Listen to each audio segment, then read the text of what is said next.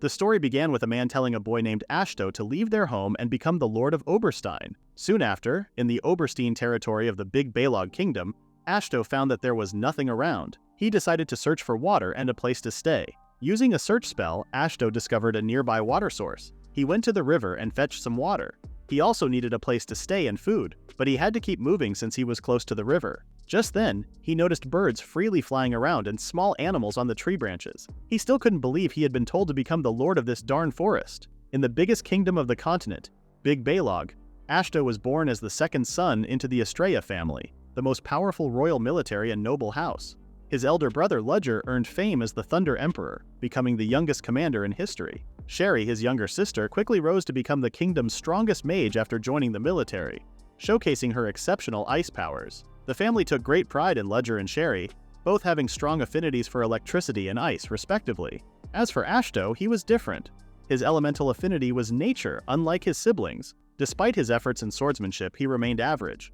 Even with a doctorate in herbology, there were always mages more intelligent than him. Despite any admiration from others, his father never praised him. Ludger seemed only half-hearted in his kindness, and Sherry no longer bothered to talk to him. However, there was once a person who enjoyed Ashto's unexciting magic. That person was Mayuri, Ashto's childhood friend who stood by him during tough times. She visited to celebrate Ashto earning his doctorate. As a gift, Ashto gave her a necklace, marking the moment he decided to propose to her. He didn't mind being an ordinary person as long as Mayuri remained by his side. His plan was to propose when he turned 18, become self-reliant, work as an herbalist, and spend his life with Muti. Regrettably, Ashto's father arranged for Ludger to marry Muti. It was a political union aimed at strengthening ties between military families. Ashto understood it wasn't his brother's fault, but the idea of Mayuri becoming his brother's wife was too much for him to bear. Ashto summoned up his courage and headed to his father's office. However, when he arrived, he found it difficult to speak, and his father, sensing his silence, urged him to leave. Eventually, Ashto gathered the strength to express his desire to renounce his membership in the Estrella family. His father, taken aback, inquired if Ashto knew about Oberstein. Ashto remembered it as a forest filled with dangerous monsters. His father then revealed that Oberstein was a place where humans and other races had lived ages ago. Despite the lack of knowledge about the area, the Estrella family had been tasked with investigating it. Surprisingly, his father decided to grant Ashto the land, making him the Lord of Oberstein. It dawned on Ashto that his father had already orchestrated a plan to remove him from the family, and this revelation left him stunned.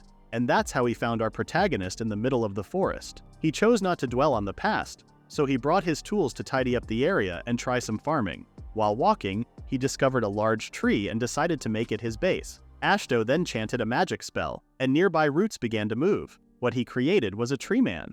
It opened its eyes and looked adorable. Ashto named it Wood. Wood smiled and started running around Ashto. Ashto then decided to gather some lumber to build a house. However, he didn't have enough hands and he wasn't sure what kind of lumber to use. Just then, Wood tugged at his coat and pointed in a certain direction. Ashto was amazed to find a Phoeba tree and wondered if Wood had understood him earlier. Wood simply responded with a smile. Ashto pumped himself up and used magic to cut down the tree. He understood that he needed a considerable amount of mana to tackle such a sturdy tree. He questioned how long his mana would hold out. The loud thud sounds persisted until Ashto depleted his mana entirely. Unlike Sherry, he lacked a mana recovery skill. To replenish his energy, he chose to sleep and requested Wood to keep an eye on him. Wood, concerned, expressed worry, but Ashto assured him it was just fatigue. Gradually, Ashto closed his eyes and slipped into unconsciousness, while Wood dutifully remained by his side as instructed. Not long after, Ashto woke up and heard a big noise. He looked around and saw Wood carrying a log. Wood stacked the logs and sighed. Ashto was amazed by Wood. Ashto realized he wasn't alone and picked up Wood. They spent their days cleaning the area. It didn't take Ashto long to notice he cut down too many trees. He had enough logs to build 10 houses already. Ashto then told Wood to stop cutting trees and build a house instead. But Wood was busy with something else. The nearby bushes started moving and Ashto wondered if it was a monster. He expected a monster because of all the loud noises. As he got ready to attack with his wand, a girl came out of the bushes and asked him to wait. She said she wasn't hostile at all. Ashto was surprised to see an elf. Elmina, the High Elf, introduced herself to Ashto. Then Ashto introduced himself as the new lord of the land. Elmina wondered if he was from the kingdom and Ashto confirmed it. She mentioned that she had checked the area, thinking a monster was causing the loud noises. As Ashto apologized for the noise, he suddenly realized that Elmina was a high elf. An upper-class elf was casually wandering in the forest. Elmina explained that their village was nearby. Ashto was surprised to see a high elf in the forest. as they were usually associated with upper-class status. Elmina mentioned that their village was nearby, making Ashto think the kingdom would be astonished to learn about High Elves settling in the forest. High Elves were rare, unlike regular elves who often worked as herbologists in the kingdom. While Ashto was fascinated by the idea of High Elves in the forest, Elmina revealed her reason for leaving. Ashto inquired, and Elmina began to fidget. She confessed to drinking all of the village elder's secret stash of alcohol, leading to her exile for 1,000 years. Elmina shared more details until she realized she might have revealed too much. Ashto felt disappointed after learning about Elmina's misadventure as a high elf. Elmina had changed the topic and wondered if Ashto would be okay alone in building a house. She said she was good with winds and knew a lot of things. Ashto thought for a while and ended up agreeing to her help because he knew Elmina would be disappointed if he said no. However, Elmina only wanted a place to stay after being exiled. The two then formally introduced themselves. The land reclamation continued, and after a few days they had made good progress. Ashto found Elmina helpful and planned to use her for other tasks that weren't related to construction. Elmina asked him what to do next, and Ashto explained that he needed some farm fields and a waterway to be self-sufficient. He also wanted a water reservoir connected to the river and asked Elmina for her help.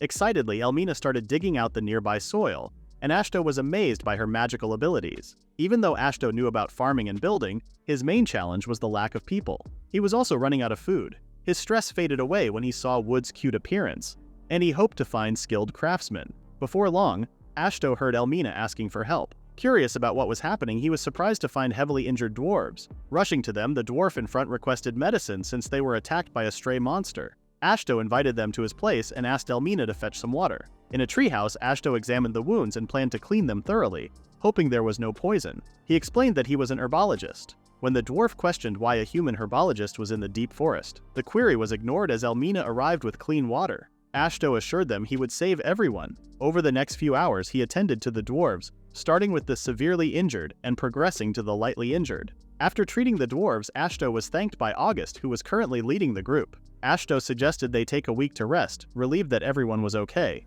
Curious, he asked for their names, and August introduced himself. August went on to recount their journey across Oberstein. They were searching for ores when they were unexpectedly attacked by a monster. They narrowly escaped and ended up near the river where they encountered Elmina. Fortunately, they managed to avoid a gruesome fate. August was curious about why Ashto and Elmina lived in the remote forest, to which Ashto responded that it was a long story. Of course, we are skipping it, and August couldn't believe someone so young had been through tough times. But Ashto was okay with it. He thought a self-sufficient life wasn't boring.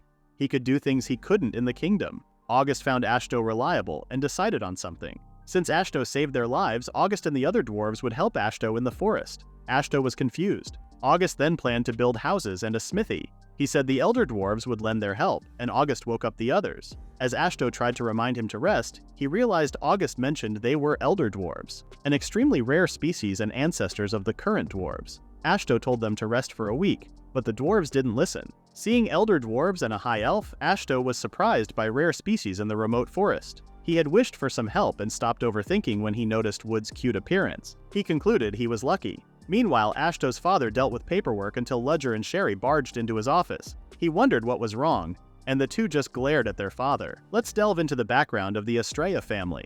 They're a prominent noble house in the Big Balog Kingdom, and the current lord, Crimson Commander Azen, had a remarkable military career. He was considered equivalent to 1,000-foot soldiers, and despite his advancing age, he continued to grow stronger. However, there was one thing that could disturb this formidable figure. Azen inquired once again from his son and daughter about what was bothering them, with his voice faltering. In response, an angered Sherry marched towards Azen and forcefully hit the table. Ludger, also furious, demanded an explanation for why Ashto had been expelled from the family. Azen urged them to calm down, but Ludger, upset, declared that he would never approve of marrying Muti. Sherry, unaware of this, expressed her confusion. Ludger revealed that everyone knew about the close relationship between Ashto and Muti. He couldn't believe that Azen had disregarded Ashto's feelings and kicked him out of the house. Ludger blamed himself for not keeping a closer eye on Ashto due to his own busy schedule. Concerned, Azen asked Ludger to take a moment to catch his breath. Meanwhile, Sherry was shocked to find out that Mayuti and Ludger had gotten married. Ludger couldn't believe that Azen hadn't told Sherry about it. As Azen started making excuses, Sherry grabbed his shoulder tightly and threatened to turn him into a popsicle. Terrified, Azen decided to spill everything to the two. A few minutes later, Sherry accused Azen of going too far for a political marriage. Ludger couldn't imagine calling his subordinate sister-in-law. Aizen then remembered that Luna Maria, Muti's sister, was Ludger's adjutant. Ludger exclaimed that even Luna Maria would hate being in-laws. Aizen suggested deploying her somewhere else, but Ludger disagreed. The two men kept talking until Sherry interrupted and asked if Ashto had really been sent to the Oberstein territory. Aizen explained that Ashto had decided on his own to leave after learning about the engagement, so Aizen decided to give him the territory. Sherry then said she would take a vacation for at least 20 years. Aizen was surprised, but Ludger agreed with her idea. He suggested going on a vacation with Mayuri. Sherry liked the idea since Mayuri also needed to relax, and Ludger wished them to have fun. Aizen tried to stop them, but he only received a cold, menacing response. The Great Crimson Commander had been defeated. Days later, Ashto was surprised to see a large house, and Elmina was happy that they could finally leave the temporary root house. Ashto apologized to Elmina for the challenging experience, and he soon realized that the dwarves had worked on the house despite their injuries. August and the others downplayed the difficulty, mentioning they only needed 3 days to recover. Ashto was amazed to discover that a house originally planned for months was completed in just 4 days. August then informed him that they intended to build more houses since their friends were also on their way. He explained that other dwarves who had been on journeys would join them, and he planned to make Ashto's place their operational base. They expressed gratitude for Ashto's help and promised to look after him for the rest of his life. Without consulting Ashto, the dwarves decided to take care of him indefinitely. Elmina was pleased to have them, as the crafting skills of elder dwarves were renowned for being top-notch. Ashto was aware of this, but he didn't anticipate things getting more intense. Elmina also chose to invite some of her friends. Ashto gave up trying to stop them. While the dwarves constructed houses, Ashto surveyed a section of the land. He then used a magic spell to soften the dirt. He was relieved that he had learned some farming magic. As he contemplated what to build next, he suddenly heard a growl. He wondered if it was wood, but realized our little Groot couldn't talk. Ashto dismissed the strange sound as just his imagination. Soon after, Ashto finished creating a field and planting the seeds. He then used a magic spell to accelerate the plant's growth. With it, he could harvest several times more than usual. Also, plants grown with magic were much tastier than normal ones. He then decided to focus on a greenhouse first and planned to ask August and the dwarves about it. Ashto had gone to August and wondered if building a greenhouse next to the fields was possible. August assured him they only needed 2 days for the task. However, August also mentioned the difficulty of finding a specific item in the remote forest. Elmina noticed their frustration and inquired about the issue. Ashto then explained to her that he wanted to construct a greenhouse but lacked the necessary glass. Confused about its purpose, Elmina learned from Ashto that glass was needed to trap sunlight. August, eager to help Ashto protect his plants, expressed a desire to build the greenhouse. Elmina suggested an alternative, proposing the use of slimes as a replacement. It didn't take them long to gather some slimes. Elmina explained that slimes have a low body temperature, and when heated they become really hard. They then stretch the slime while heating it, and August worked on it until they finally obtained something resembling glass. Ashto expressed amazement at the elves' knowledge, and Elmina reminded him that she was a high elf. August was aware of the unique properties of slimes but hadn't considered using them as a replacement for glass. Ashto noticed that it was even clearer than real glass, and didn't break easily because it was flexible. August then exclaimed that they could not only build a greenhouse but also construct better houses. A few days had passed, and the greenhouse had been constructed. Ashto was quite pleased, even though the inside still seemed empty. Elmina came by to check on him, and Ashto thanked her for her assistance. He was impressed by the structure. Elmina, curious, explored the greenhouse and found various herbs in the field. Ashto was surprised that she recognized them, and Elmina, being a high elf rooted in the forest, mentioned her long life and vast knowledge. Despite her appearance, she was over 8,000 years old. Ashto also remembered that August was even older at over 9,800 years. During their conversation, Elmina offered to teach Ashto about herbs since he aspired to be an herbologist, and because they could be longtime friends. Ashto chuckled, and Elmina expressed her curiosity about the herbs humans used. As they chatted about exchanging knowledge, Ashto heard a slight growl. Distracted, he explained to Elmina that he had been hearing strange voices lately. Elmina couldn't hear anything and assumed Ashto was just tired from using magic for many days. Little did they know, something or someone was lurking nearby. Several days later, Ashto had grown accustomed to working in the greenhouse when an unexpected event occurred. An earthquake shook the surroundings, causing concern that the greenhouse might be damaged. To add to the surprise, a creature emerged behind Ashto, revealing the source of the recent forest commotion. This creature speculated whether Ashto was manipulating the mana on the ground. To Ashto's astonishment, a dragon materialized, interrupting the moment. Contrary to expectations, the dragon didn't appear menacing. Instead, it nonchalantly yawned while pondering how long it had been since a human ventured into the forest. The dragon felt fortunate to encounter someone with a similar affinity. Despite feeling scared, Ashto dropped to the ground trembling. Reassuringly, the dragon told him not to be afraid, as it had no intention of eating him. Deciding to assume a more human-like form, the dragon then took its human form, a beautiful woman with a deadly rack. She then wondered how she looked like. Ashto won't answer, so I will. You are beautiful, mommy. Woof woof, bark bark. The dragon clarified that she only wanted to have a conversation and offered assistance to help Ashto stand.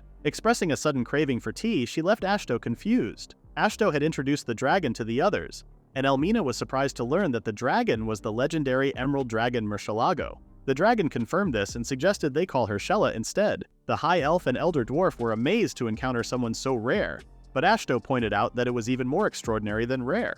He remembered that the Emerald Dragon was one of the 7 legendary dragons in the world, known for its immense power and revered like a god. Just as Ashto was getting used to being around a High Elf and Elder Dwarves, a godlike dragon appeared. Shella complimented the tea and wine, and Elmina proudly mentioned that it was a specialty from her village. Ashto then interrupted the conversation, asking Elmina about the wine, some boxes lying around, and unfamiliar elves. The 2 elves introduced themselves as Mage and Lunare. Elmina explained that they had come after she sent a letter. Ashto also noticed new elder dwarves in the vicinity, making him feel out of place as the only normal human. Shella had praised the elder dwarves' wine, and August had an idea. He suggested creating a brewery in Wheatfield. Elmina liked the idea and added a suggestion to have a grape garden. The dwarves and Elmina chatted, deciding that Ashto should be the one to grow the plants for them. Ashto was left surprised, and Shella, finding the situation amusing, giggled. Elmina then invited her to continue enjoying the drinks. The following day, Ashto felt tired after working on the wheat field alone.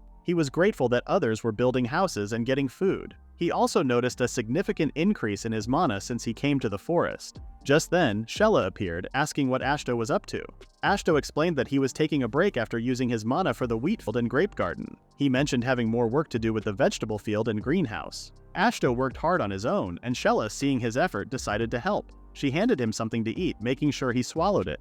It seemed a bit weird. Ashto felt uncomfortable, wishing it was someone else. Shella then asked how Ashto was doing, and he suddenly felt lighter. She explained that her blessing would ensure he never had to worry about running out of mana, and his magic would get stronger. She said they were compatible because they both had a strong connection to nature. While Ashto looked confused, Wood started to tremble and grew in size. Surprisingly, Wood began talking, saying, I am Wood.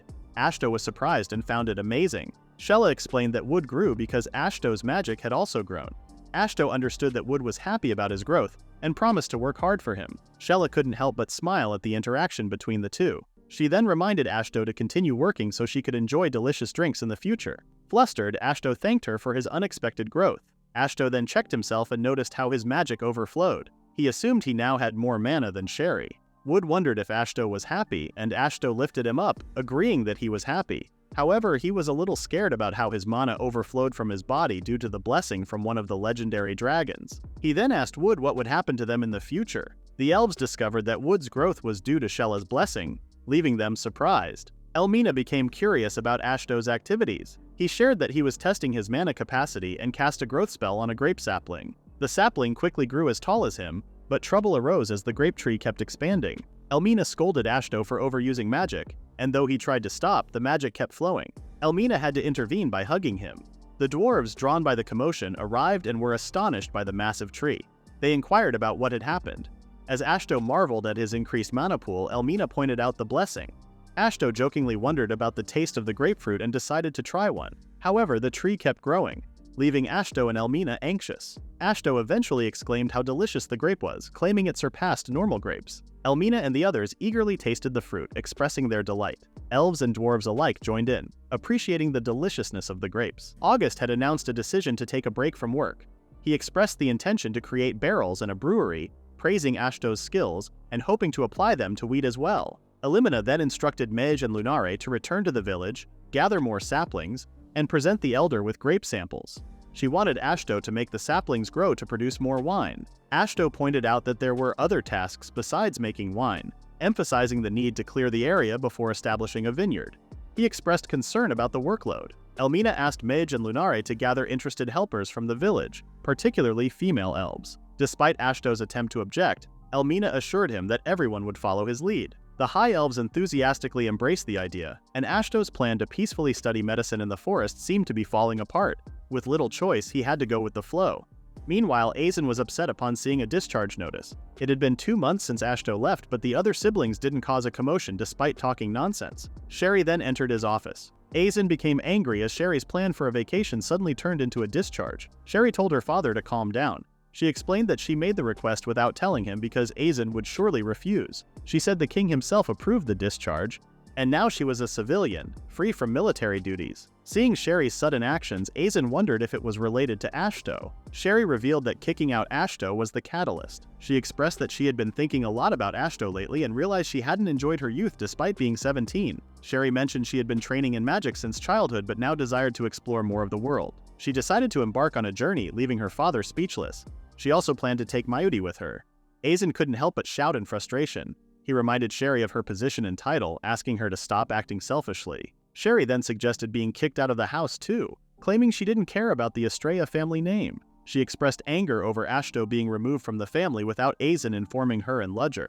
She questioned if sending their brother into a monster-filled forest was something a parent should do.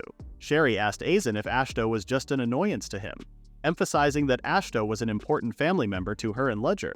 She couldn't believe their father was solely focused on protecting the family name. Sherry revealed regrets for not paying enough attention to Ashto and cried, expressing her desire to avoid any more regrets. Aizen attempted to calm her down, but Sherry quickly composed herself and declared that the brilliant daughter of the Estrella family was no more because she was leaving. She also suggested to her father to kick her out of the family. Aizen's loud scream echoed in the mansion. Shortly after, Sherry met up with Mayuri and apologized for being late. Mayuri was fine with it, excited to embark on an adventure with Sherry. Sherry reminded her that things wouldn't be easy for them.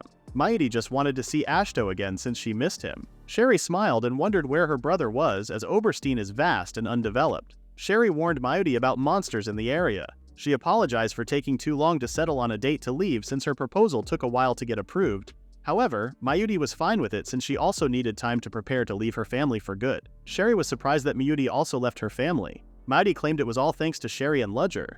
Sherry expected that she would get kicked out soon too. Mayuri shared that Ludger came to her to apologize for getting dragged into Aizen's whims. He was bowing so hard on the floor that his forehead was bleeding. Luckily, Luna Maria was there to stop him. The two hoped the ones left behind would get closer, as Ludger and Luna Maria suited each other in the first place. Mayuri wished for their happiness. Sherry smiled and claimed Mayuri would also find hers. Mayuri wished for Sherry's too, and the genius magician became flustered. Mayuri then grabbed Sherry's hand and reminded her to find Ashto. Sherry agreed to find the idiot who thought his love life was over. Shortly after, Ashto completed the task of making the grapes grow in the vineyard.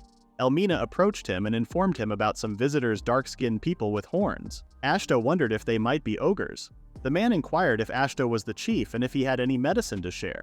Ashto, curious about their situation, asked for symptoms, which seemed to fluster the man. Reassuring them, Ashto mentioned he was a licensed herbologist. The couple exchanged glances and revealed their daughter's arm, affected by poison from laurel leaves. Ashto assured them it wasn't life-threatening and offered to get some ointment. After examining the arm, Ashto could identify the laurel leaf poison and assured them it wasn't a severe condition. He went to fetch some ointment for treatment. Grateful, the man offered to pay for Ashto's services, but he declined, stating that the herbs were readily available in the area, and he wanted to focus on the treatment, including peeling off the affected skin, which unnerved the daughter. Ashto used to wonder about the family's origins because he wanted the daughter to stay, allowing him to keep an eye on her recovery. The man, looking sad, mentioned they didn't have a home. He explained that they used to live in an ogre village until they were recently exiled by the new chief. Ashto was curious about the reason for their exile.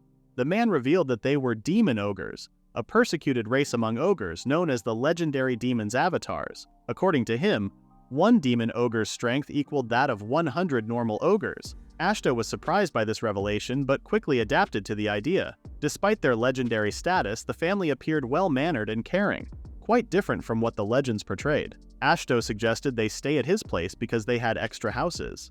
The man remembered rumors about their unique race and worried about scaring others. Ashto reassured him, mentioning they already had High Elves and Elder Dwarves in the area. The man was surprised to learn that Elmina, who escorted them, was a High Elf. Ashto confirmed that the ones building houses outside were High Dwarves. The ogre assumed Ashto was something legendary, but Ashto admitted he was just a regular human, breaking the tension. The couple found Ashto's village amazing for housing legendary races.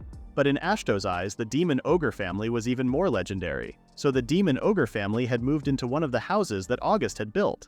The family consisted of Balgildo, Armo, Norma, and Shinha. During a hunt, Elmina was shocked to learn that Balgildo and Armo were siblings. Oh, siblings marrying? Sweet home, Alabama. Balgildo explained that it was normal for them to marry within the family because their race valued strength above all. According to him, children born within their blood would grow into strong, sturdy adults. Jigachad casually explained this while hunting a huge snake monster. Balgildo and Elmina managed to defeat the snake monster and brought it back home. August and Ashto wondered how long the meat from the huge snake would last for them. Balgildo was confused because it was normal for their race to hunt such monstrosities. Ashto couldn't say anything, and August announced the start of a feast. Since then, Balgildo always hunted and provided spoils every day. They had so much food that they had to build a storage room. Ashto was glad that the ogre demon family came, and the settlement was able to eat meat, not just vegetables. Just when Ashto felt happy that their lives were getting better, Elmina came over and exclaimed that the grapes he grew were a hit in their village, and some grape farmers would come over. She wanted to build more vineyards to grow different kinds of grapes. However, Ashto was unimpressed since he would be forced to use his magic again to grow the grape plants. He claimed he was happy seeing how the plants grew well and fast, but didn't want to use his magic to disrupt the natural order. Elmina whined as their plan was already in motion, but Ashto only wanted to help for the bare minimum. Elmina reminded Ashto that he used to be the lord of the land and should make an effort for the residents. Ashto then realized something. Did the races living in the land know that his family owned the territory? Elmina mentioned that at least their High Elves village recognized the presence of a human kingdom nearby.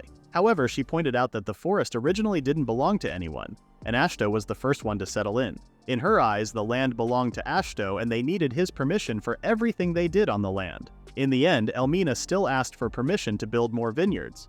Ashto gave in and agreed, but promised to use the growth spell at the bare minimum.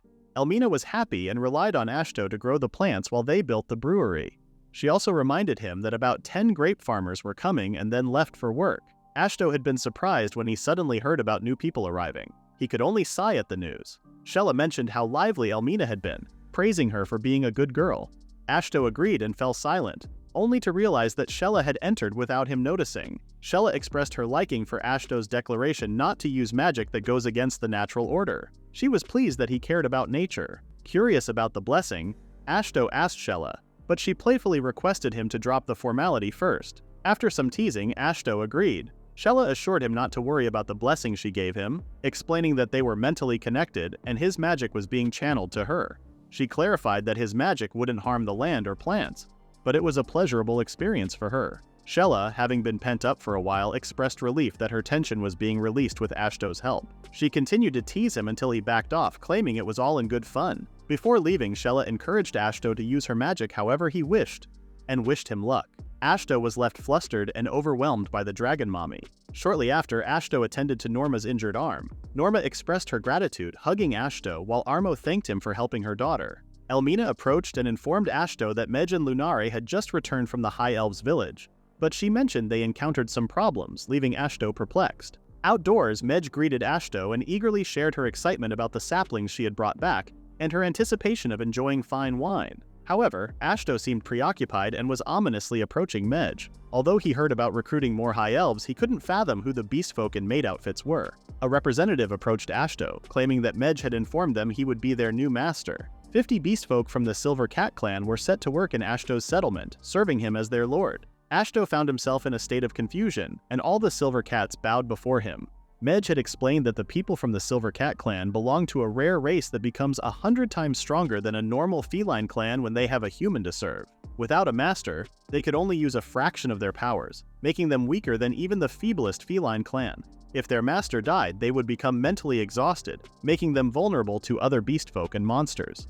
The 50 girls had lost their previous master to a disease and were expelled from their home. Mej encountered them on her way back, visibly tired from being pursued by monsters. Ashto comprehended Mej's explanation while she knelt. Mej asserted that the Silver Cat girls would be valuable since they belonged to a resourceful race. She could simply apologize for the misunderstanding. Ashto had glanced at the Silver Cat girls and observed their worn-out appearance. Noticing they had a child with them, he felt sympathy and decided to help. Approaching the representative, he asked for guidance. The representative advised him to announce that he would be their new master. Although Ashto was a bit annoyed that his peaceful days were disrupted, he still went ahead and declared himself as the Silver Cat girls' new master. Lights surrounded the girls as the representative informed Ashto that the contract had been completed. Ashto expressed gratitude and inquired about giving them orders. Uncertain if it was necessary, Ashto hesitated, but the representative assured him that it would bring them joy to serve their master. Even though it was okay not to issue commands, the contract bound them to fulfill any request from their master. Understanding the terms, Ashto instructed the girls to clean themselves, eat well, and rest. He then assigned Elmina to assist the girls. Given the thriving vineyard, Ashto urged Medj to work even harder. The day continued with elves helping beastfolk with hygiene, and Balgildo arrived with some meat. The Silver Cat girls appeared rejuvenated after cleaning up and having a good meal. 3 days earlier, Ashto had been surprised to see a lot of houses already built. August had praised the Silver Cat girls for completing all the tasks, along with the crafting skills of the Elder Dwarves. Ashto's settlement now had 10 Elder Dwarves, 18 High Elves, 4 Ogre Demons, and 50 Silver Cats. With this number, the settlement had suddenly transformed into a real village, but there was more to come. August informed him that 14 more friends were on their way. Despite the additional help, Ashto felt stressed because there was still work to be done on the winery, more farm fields, and the smithy. August reassured him that the Silver Cat's presence had sped things up. Ashto agreed that progress had been faster since the workload was divided, but he sensed that the Elder Dwarves were considering making the place their permanent home. At that moment, a woman named Aishra approached Ashto, claiming to come from a family of grape growers. Ashto assumed she was someone intellectual due to her appearance. Suddenly, Aishra asked Ashto to expand the vineyard area by about 20 times, revealing a more assertive side to her nature. As the village grew, Ashto's life changed too. Mua, the youngest Silver Cat, used to wake him up every day. Silmeria, the leader of the Silver Cats, was always the one to greet him outside his room. Both Silmeria and Mua lived in his house to help with work. Ashto initially refused, but seeing the Silver Cat sad, he eventually agreed. All 50 of them actually wanted to personally care for him, but Silmeria became their representative. Because Mua was so attached to Silmeria, she ended up living under the same roof as well. Ashto had sat down to have breakfast and asked the girls to join him. Silmeria, considering themselves as mere servants, declined the offer. Ashto insisted, mentioning that eating together would be quicker and it would be more efficient to wash dishes afterward. When Mua's stomach growled, Ashto used it as another reason for them to eat together. Silmeria sighed but eventually sat down quietly. Ashto informed them that this would be the new routine from that day onward. While watching Mua eat, Ashto reminisced about his neighbor's cat that Miyuti used to take care of. He thought that Miyuti might also like Mua if she was around. However, he had already given up on the idea of meeting her again. Meanwhile, Sherry and Miyuti, who were traveling away from home, were hopeful to encounter Ashto once more. Several days later, while Ashto was engrossed in reading herbology books, Mua entered to serve some tea. Ashto thanked her and glanced outside. He observed that the grape harvest was thriving. He remembered how the High Elves had expressed a desire for a large farm, which made him concerned about their ability to manage it. A few days prior, the grape seedlings were swiftly prepared, and Aishra urged Ashto to put his full effort into helping them grow. Strangely, not only the High Elves but also other races seemed excited to watch him, as if they were celebrating. Seahall suddenly appeared and noticed the festive atmosphere. Ashto mentioned his plan to use a growth spell. Shella chuckled and hinted that Ashto had become the village's hope. She explained that wines were cherished by Elder Dwarves and High Elves as the essence of life, and now Ashto could easily produce them. Even the demon ogres would appreciate it, along with the Silver Cats who would become more loyal after witnessing Ashto's divine power. Among them, Shella was the one who looked forward the most because she finally got to have fun after sleeping for a long time. Ashto just laughed and wondered what would happen to him. Shella said Ashto would live the most splendid, happy days of his life. She told him to hold everyone's hope close to his heart. After leaving him alone, Ashto couldn't help but agree to her words. He was someone who had disappointed his parents, suffered from the loss of his love, but in the end, some people placed their hopes on him, and every day became enjoyable for him. However, he realized his current situation was unique. Despite that, he continued to do what he needed to do. Ashto used the growth spell, and everyone got excited watching him and the plants grow. Ashto wished for his childhood sweetheart's happiness and swore to live his life in his territory. Shortly after, Ashto finally found some time to resume his herbology studies. Wondering if reading could be enjoyable, Mua, a child, was suggested by Ashto to give it a try. However, Mua, being a kid, preferred playing outdoors. It was at that moment Ashto noticed that the tea they had was more like warm water. Regretting not paying attention to drinks other than wine, he could already imagine Shella requesting green tea. With some books about tea trees and his search magic to find them, Ashto invited Mua for a stroll in the nearby woods. Later on, Ashto realized that the woods were completely isolated from human activity. As he scanned the surroundings, he discovered Mua hanging on a tree branch engaged in playful antics. Concerned, Ashto urged her to come down. Mua casually let go, causing Ashto even more worry. However, to Ashto's relief, Mua skillfully spun and landed on her feet without any trouble. Once again, Ashto acknowledged the athletic abilities of the silver cats. He advised Mua to avoid attempting such risky stunts. At that moment, Ashto noticed Wood and wondered what might be bothering him. Wood was casually munching on some leaves, surprising Ashto, who believed Wood only absorbed nutrients through his roots. Ashto then saw the bushy leaves behind Wood and realized they were tea leaves. Mua and Wood cheered for him. Ashto decided to bring the whole plant back. He softened the ground with magic and lifted it up. The kids were amazed, and Ashto just chuckled. He covered the soil housing the plant with cloth and managed to carry it on his back. Wood offered help, but Ashto declined, later regretting not asking Balgildo to join him. They arrived at the greenhouse, and Ashto was exhausted. The kids praised him once again, calling him amazing. Ashto couldn't believe he had exerted so much effort for a plant. Mua then asked where to plant it. Ashto told her to plant it next to the vineyard, and Mua casually picked up the heavy plant, walking away with Wood following her. Ashto couldn't help but sigh. In a checkpoint, two hooded figures managed to pass through. It turned out to be Sherry and Mayuri. Sherry complained about how huge Oberstein was and how there were checkpoints everywhere. However, they were now at the starting line, about to meet Ashto. Sherry was confident that her brother would be fine, and the two entered the thick forest. Oberstein used to be a known underdeveloped area, and no one knew what was there because of the dangerous monsters. It didn't take long for Sherry and Mayuri to encounter a monster, a huge snake. Sherry tried to protect Mayuri and ended up getting hit by the snake's tail. She groaned in pain, unable to believe that the area was more perilous than expected. Sherry urged Mayuri to run away, but Mayuri was too scared to move. The snake then targeted her, but Sherry once again blocked its attack. While telling Mayuri to pull herself together, Sherry started to wobble. Mayuri became confused and wondered what was wrong. It was then that she realized Sherry had been poisoned, as the snake crept up behind her for another attack. Mayuri and Sherry were saved when the snake was cut in half.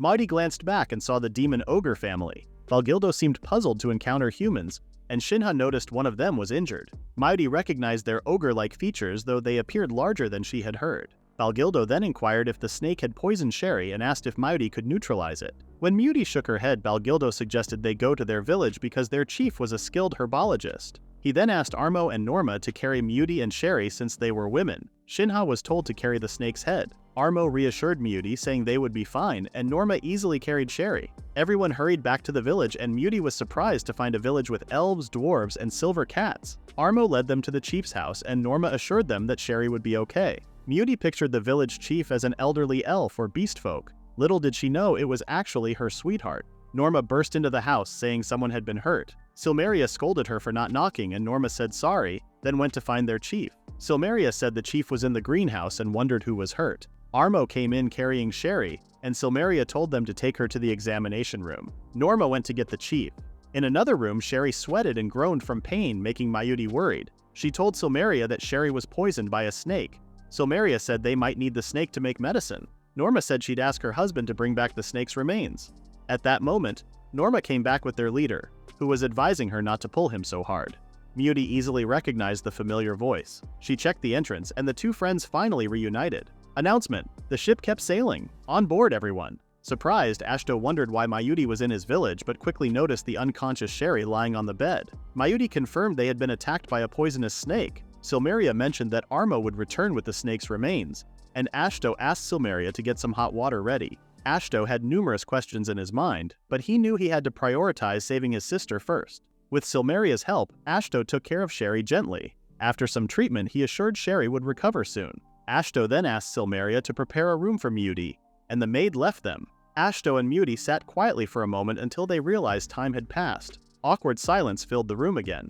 Ashto then inquired why they had come to Oberstein, and Mayuri said it was obviously to find him. Ashto was surprised and recalled something about Mayuri. Mayuri explained that she wouldn't marry Ludger, and both Sherry and Ludger helped to end the engagement since Ludger was also against it from the beginning. She mentioned Luna, Ludger, and Sherry's support in reaching Oberstein. Ashto asked if it truly was to find him, and Mayuri confirmed, but suddenly seemed disappointed for being late. She hadn't expected to find Ashto living with a beautiful woman like Silmeria.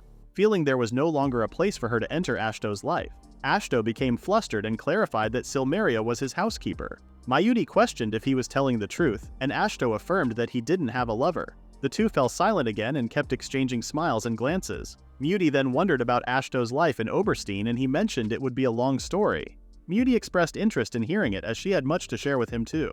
Shortly after, Mayuri had dozed off on a couch, and Ashto grinned while watching her sleep. Sherry woke up and Ashto advised her to be careful not to move too much. Sherry questioned if she was really seeing Ashto, to which he confirmed that he was indeed her big brother. Overwhelmed, Sherry burst into tears and embraced Ashto. He reassured her that Mayuri was also okay and offered her some tea, taking a moment to explain their current location. Sherry was taken aback to learn that Ashto had become the chief of the place. Ashto inquired about their plans, and Sherry excitedly shared that they intended to live with him since she had been estranged from the family. Ashto pondered if Mayuri was comfortable with the idea, and Mayuri agreed, expressing a desire to be together forever. This confession left Ashto flustered. At that moment, Mua approached, bringing tea, and Sherry was pleasantly surprised by the adorable silver cat. Ashto then informed them that Mua was in training to be a housekeeper. The two girls introduced themselves, and Sherry, taken by Mua's cuteness, asked her to come closer. She hugged Mua tightly and even requested a follow-up from her brother. Sherry continued to pet Mua until she realized it was time to serve the tea. However, due to her training, Mua's tea-serving skills were a bit chaotic.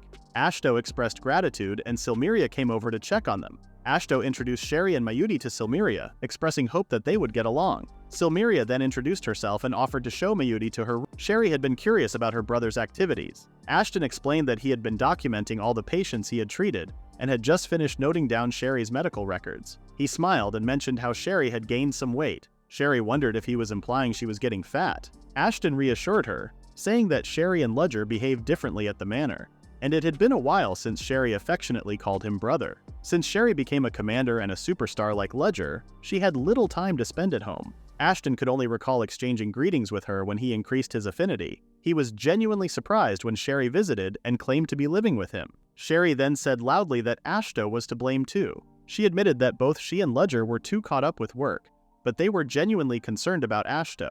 Ashto was surprised because there had always been a distance between them, and they never showed any dislike or hostility. He remembered dedicating himself to his studies to gain recognition from the family after discovering his affinity. Ashto was that he was the one creating distance between himself and his siblings. Sherry wondered if Ashto had just realized it. Ashto couldn't help but apologize, and Sherry called him an idiot for still not understanding despite leaving home. They ended up giving each other a tight hug, leaving Sia and Mayuri feeling relieved. 3 days later, Sherry had fully recovered and looked well. Their stomachs were fine too. Ashto asked if Sherry felt anything strange, but she insisted that she was fine. She didn't want to stay in bed forever and expressed a desire to explore the village. She mentioned that she also wanted to thank the ogre family. Later in the ogre family's home, everyone was dismantling a cow, and even the youngest, Shinha, casually cracked the cow's horn with his bare hands. Armo recognized Mayuri and Sherry. Mayuri thanked the family for saving them the other day. Balgildo was glad they were fine. Mayuri thanked him again, but Balgildo turned around without saying anything. Armo apologized, claiming that Balgildo was just shy. Ashto couldn't believe seeing the village's strongest person was blushing. Afterwards, Ashto guided Mayuri and Sherry around. Sherry was surprised to see a vast farm, but Ashto was even more surprised to witness the place expanding. They later encountered Elmina, and Ashto paid to introduce her to them. Elmina felt doubtful, noticing that Sherry and Ashto didn't seem like siblings. Ashto quickly exclaimed that his cute little sister resembled him. Feeling embarrassed, Sherry intervened, stopping the two from arguing further. Sherry then formally introduced herself and Mayuri. Elmina reciprocated, expressing how great it was that the two were joining the village. Mayuri was amazed by Elmina's beauty, but Ashto insisted it was only noticeable when Elmina smiled. Ashto had gone to find August, but the other dwarves informed him that August was out gathering materials. Ashto decided he would introduce the girls to August next time. Sherry was amazed to see legendary races residing in Oberstein. Ashto asked once again if the two really wanted to live in his village. Sherry proudly exclaimed that her ice magic could be helpful, and Mayuri claimed she could make desserts for the village. Ashto was pleased to hear those words and formally welcomed them to his village. Sherry was happy and suggested that Ashto let Mayuri stay in his room. Shortly after, Mayuri strolled down the streets clutching a basket.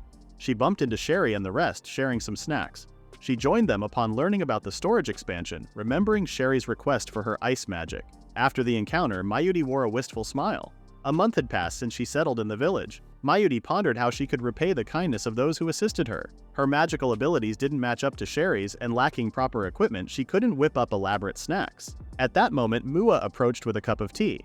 Like always, Mua was a bit messy when making tea, but the end result was consistently good. Mayuri expressed gratitude for the tea, though Mua felt down about her slow tea-making skills. Mayuri reassured her, saying she would improve over time. Suddenly, Mua pondered about Mayuri's significance to her master. She remembered how Ashto was anxious before Mayuri and Sherry arrived in the village. Ashto became visibly happy when it was decided that everyone would live together. Mayuri confirmed that Ashto meant a lot to her, and she knew Ashto cared deeply for Sherry and herself. Mua then declared that Mayuri was also important to her, as anyone significant to Ashto held the same importance for her. Mayuri smiled and thanked Mua for the sentiment. Did you think Ashto had a tough time? Mayuri, the second daughter of the Atwhite family, faced similar challenges. She often got compared to her talented and brilliant sister, Luna Maria. People saw her as less competent, much like the second son of the Estrella family. People even remembered how the eldest son of the Estrella family and Luna Maria got along well, thinking that talented kids should be friends. When Mayuri learned about the struggles of the Estrella family's second son, she felt that he had it even harder than her. The two families were close because they shared similar backgrounds. At a party, Luna Maria used to be the center of attention. Mayuri used to sit alone on a bench, hoping the party would end soon. Suddenly he spotted a boy standing nearby. They looked at each other until they realized they were both the second children in their families. This marked the beginning of their friendship. They used to get along well and always hung out together. They used to sneak out with Sherry to play games in the city or go on adventures to the mountains. They led normal lives as children until they turned 15 and discovered their special abilities. Ashto, upon realizing his connection with nature, became deeply absorbed in his studies, rarely leaving the house. Mayuri, on the other hand, found herself with an affinity for explosion magic, a crucial skill in the mage army. Suddenly, her entire family's perception of her changed. They pressured her to excel in magic, wanting her to surpass someone named Sherry, who was already considered powerful. Despite her family's expectations, Mayuri struggled because her magic was designed for harm and destruction. Her family was disappointed that she could only perform simple spells, considering her innate talent. In an effort to make her more valuable, they planned to marry her off to Ledger. Mayuri then woke up from her flashback, realizing she had dreamt of her challenging past. Observing the clear sky without any obstructing buildings, she came to a realization. Leaving Mua, who had just woken up, she hurried away. That night, everyone gathered in an open space. Elmina was curious about what was happening, and Ashto said Mayuri had asked everyone to come outside to see something special. Mayuri appeared and expressed gratitude for their presence, mentioning that it had been a month since she arrived. She wanted to give something back, even though she considered herself not very capable. Mayuri then waved her wand and instructed them to enjoy the view. She shot something up into the sky, and everyone watched as a single magic spell drew a line until it vanished. Moments later, fireworks illuminated the night sky, leaving everyone impressed and amazed. People of all races were delighted to witness something beautiful, resembling flowers blooming in the night sky. Ashto recognized it as Mayuri's spell called Brilliant Fire, an original creation since she couldn't learn offensive magic. Led by August, everyone went to get some drinks to enjoy while marveling at the display. Mayuri asked Ashto about her magic, and he complimented it as beautiful. Bro, why not just call Mayuri beautiful, not just her magic? Another day comes and we see some chicken like Ashto, the chicken who doesn't say his feelings directly. Mayuri visited the barn to collect milk and eggs, expressing gratitude to the elves.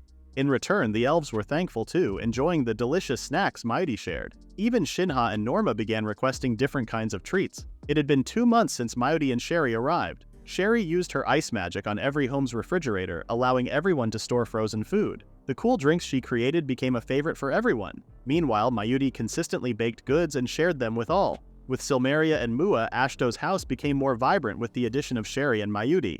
Initially feeling the house was too big, Ashto now thought it was just perfect. Every day used to be filled with happy smiles, but there was something bothering Ashto.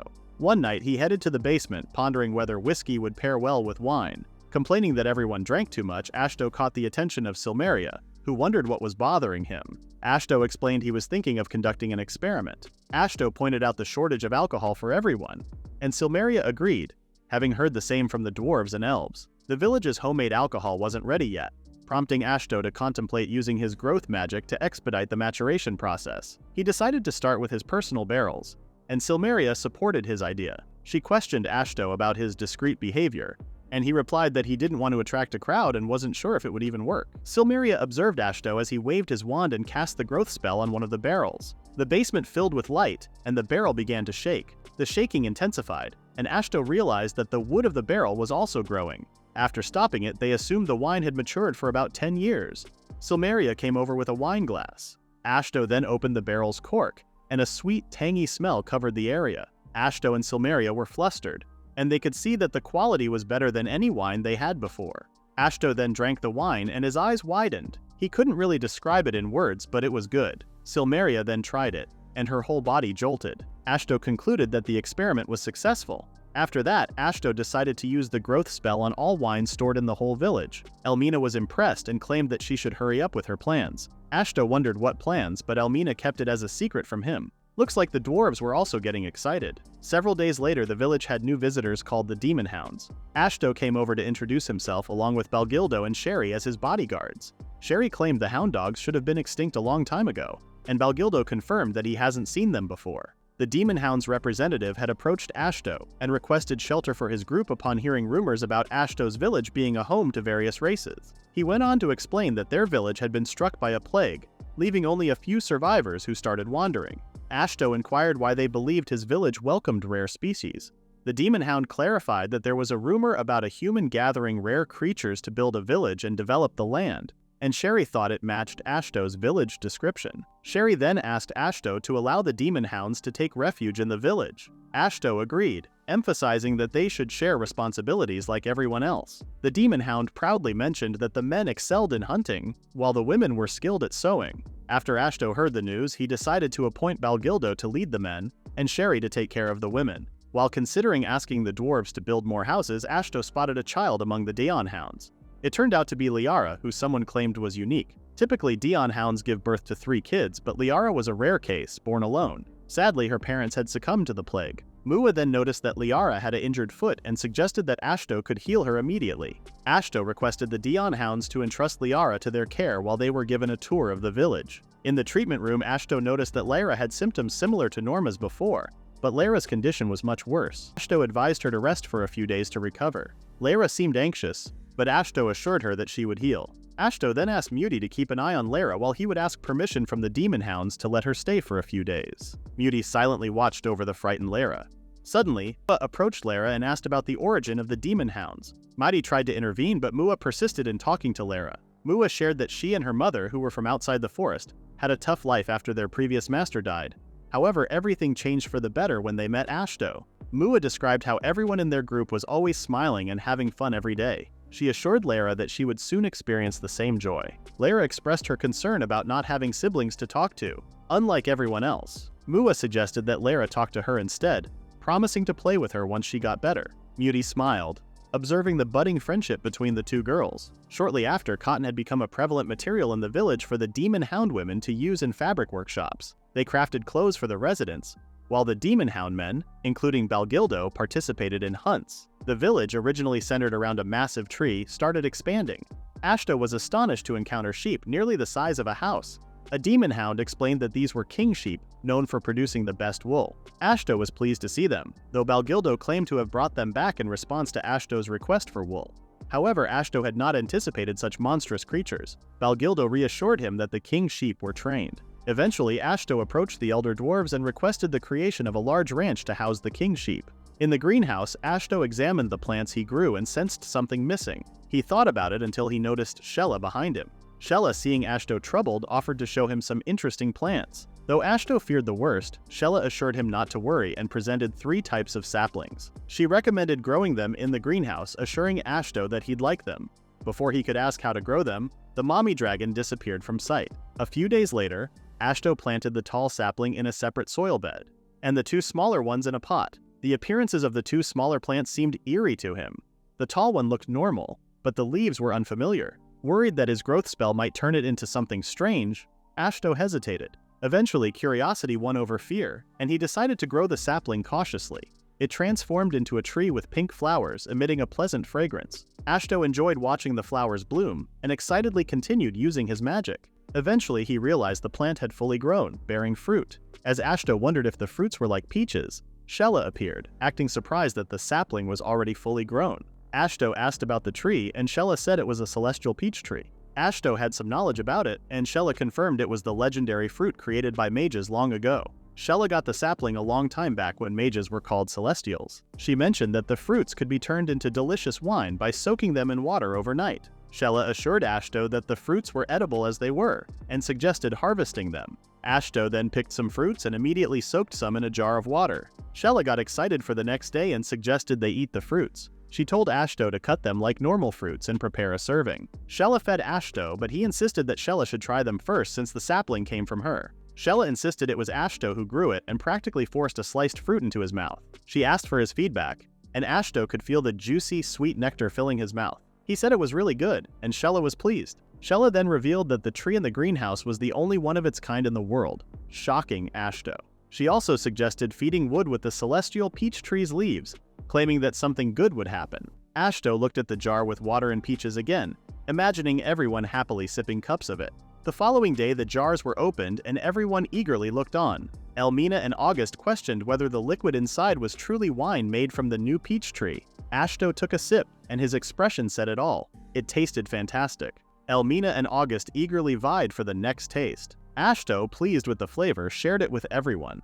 The women found it easy to enjoy because of its sweetness, but they had to be cautious not to get intoxicated. The representative of the demon hounds then pondered if they could also consume the fruits. Ashto reassured him, encouraging them to harvest and share with their kind. This prompted requests from representatives of High Elves, Elder Dwarves, and Demon Ogres for some fruits as well. In the end, Ashto decided to harvest all of them. Later, Ashto sighed as the fruits were depleted. Wood asked if Ashto desired more celestial peaches. Ashto suggested caution next time as they only had one tree. In response, Wood walked to the field and started doing something. To Ashto's surprise, saplings began sprouting, all celestial peach trees, as Wood found their leaves tasty. Ashto marveled at the tree men's unexpected power.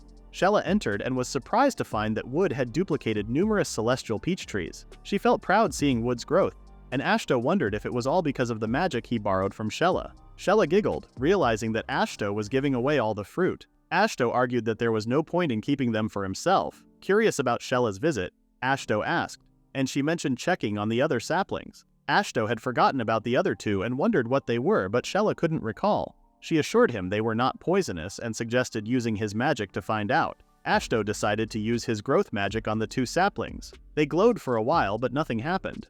Shella smiled, watching Ashto getting flustered. Despite trying again with more magic power and determination, nothing happened for the second time. Ashto questioned if he was not powerful enough, but Shella reassured him. She asked him to look and claimed the plants were growing. Confused, Ashto saw the pots moving even though he had stopped his magic spell. The saplings outgrew and popped out of the pots. Two girls with leaves on their heads appeared, leaving Ashto bewildered. Meanwhile, Mayuti baked a celestial peach pie, and Sherry praised both Mayuti and Silmeria. Mayuti mentioned it was a sudden idea, and Silmeria thought it would be popular with both kids and adults. Lyra and Mua returned home and noticed a delicious smell. Mayuti then told them to wash their hands before eating. Mayuti was happy that they had different ingredients that could be used for various snacks and desserts. Once the kids finished washing their hands and started eating, everyone heard Ashto coming back home. Sherry and Mayuti went to greet him but soon wore surprised expressions. They wondered who the kids clinging to him were. The two kids greeted back with cute smiles. Ashto, just as confused as they were, couldn't say anything yet. A few hours ago, Ashto stared at the plant girls and wondered about them. Shella giggled when she saw his curiosity was piqued. She introduced them as Mandrake and Alraun, considered legendary herbs. Ashto had his doubts about Shella's words, but when he noticed leaves growing from the girls' heads, he began to sense something was off. Suddenly, he realized what they were, and Shella confirmed his suspicions. The leaves on their heads were used to make the legendary remedy, Elixir. Elixirs were known as a cure-all and were created by Genius, one of the legendary dragons known for its wisdom. Currently, only 2 elixirs existed, one in the treasure chambers of Big Baylog Kingdom, and the other in the Kingdom of Dragon Road. The recipe for it was a mystery, and 2 of its ingredients were found growing on the heads of these little girls. Suddenly, Mandrake and Alraun embraced Ashto. Surprised, Ashto turned to Sheila for assistance. Sheila explained that the girls considered him their father because he shared his magic power with them, similar to how trees share wood. Though uneasy with the fatherly title, Ashto was brushed off by Sheila, who continued to explain that the 2 girls could survive on sunlight and water but also ate like regular people. She even suggested feeding them celestial peaches and swiftly departed, leaving Papa Ashto with his newfound kids. Fast forward to the present, Ashto shared the events with the others. Sherry found it hard to believe her brother was now a dad. Trying to shift the conversation, Ashto complimented Mayuti's delicious pie. Sherry then inquired about where the 2 girls would live. Despite Ashto rejecting the idea of being their father, Mayuti insisted that the girls needed rooms. Ashto agreed but faced the challenge of limited space in the examination room and full rooms elsewhere. He also noticed that the children's rooms were already crowded. Lyra, claiming to be fully healed, stood up and declared she could leave the house. Flustered, Ashto pleaded with her not to think about leaving, saddened at the thought of an only child like Lara returning to the demon hounds. As he thought about asking August to add extensions, Mewdy suggested letting the two girls go to her room instead. Mewdy was trying to act like the mother of Ashto's daughters. As Mewdy invited them, Sherry also wanted to have one of them because they were cute, and her room was big enough for her alone. Seeing that the two were happy about it, Ashto thanked his sister and wife. It was then decided that Mandrake would stay with Mewdy while Alraun would be with Sherry. Several weeks later, Ashto noticed more houses in the village and elder dwarves. They even got 3 wine cellars and another building whose purpose he didn't know. He left the buildings to the dwarves and decided not to think about it too much since he had more important things to do. In his herbology room, Ashto used to stare at the mandrake and Alraun leaves. He could harvest 1 leaf a day, but he was surprised at how the little girls just snapped them off from their heads. He had imagined them to look mysterious since they were legendary herbs, but they were only normal looking. As Ashto decided to do some research, Shella appeared again out of thin air. As usual, Ashto was surprised and asked Shella to stop scaring him. However, Shella kept doing it since she found Ashto's reactions cute. She could see that he had already gotten the leaves. Ashto expressed his worries about snapping them off, but Shella told him not to worry too much. She wondered where the two went, and Ashto claimed they were playing with Mua and others. Shella got confused, and Ashto claimed that the two were still kids who should hang out with other kids to play. Shella flinched, and Ashto wondered if it was bad. Shella smiled, glad to leave them in his care. Ashto got confused. Shella then claimed that the village was really brimming with life. Ashto claimed it was thanks to the elder dwarves building houses. Shella then reminded him that the village would continue to grow. As she asked him to work hard, Shella gave Ashto a sweet peck on his cheeks. While Ashto looked all flustered, Shella left again. Ashto had wondered why Shella was visiting in the first place. Suddenly, he spotted a book on his desk and questioned if Shella had forgotten about it. Opening the book, he discovered a basic recipe for making the elixir. But oh boy, the ingredients seemed like an NBA All-Star team lineup. Ashto sighed, thinking it wasn't simple at all, especially since the ingredients were legendary. Reading further, he gave up on understanding the ancient dragon scale mentioned in the list. Then he realized the book had more to offer. Each page was filled with amazing information, containing recipes and ingredients for various remedies. Ashto felt fortunate to receive such a generous gift from Shella. He continued reading and came across even more bizarre recipes like something that could bring back the dead. The sky got darker and Mewdy entered the room to wake up Ashto. She said it was dinner time and Ashto was surprised at how quickly time had passed. Mewdy smiled and reminded Ashto about his habit of getting absorbed in concentration. Ashto groaned, but Mewdy liked that part about him. She was happy that Ashto hadn't changed, and she was grateful to know that she was now always close enough to call for him. As they shared a sweet moment, Sherry's scolding voice echoed through the house, urging them to have dinner.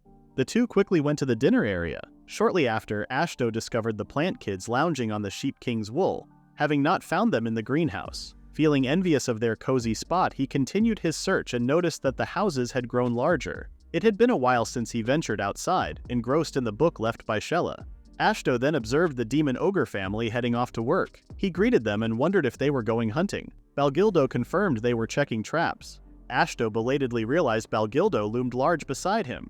Unlike regular ogres, demon ogres resisted poison and had impenetrable skin against standard blades. Males boasted incredible arm strength, while females possessed powerful leg strength.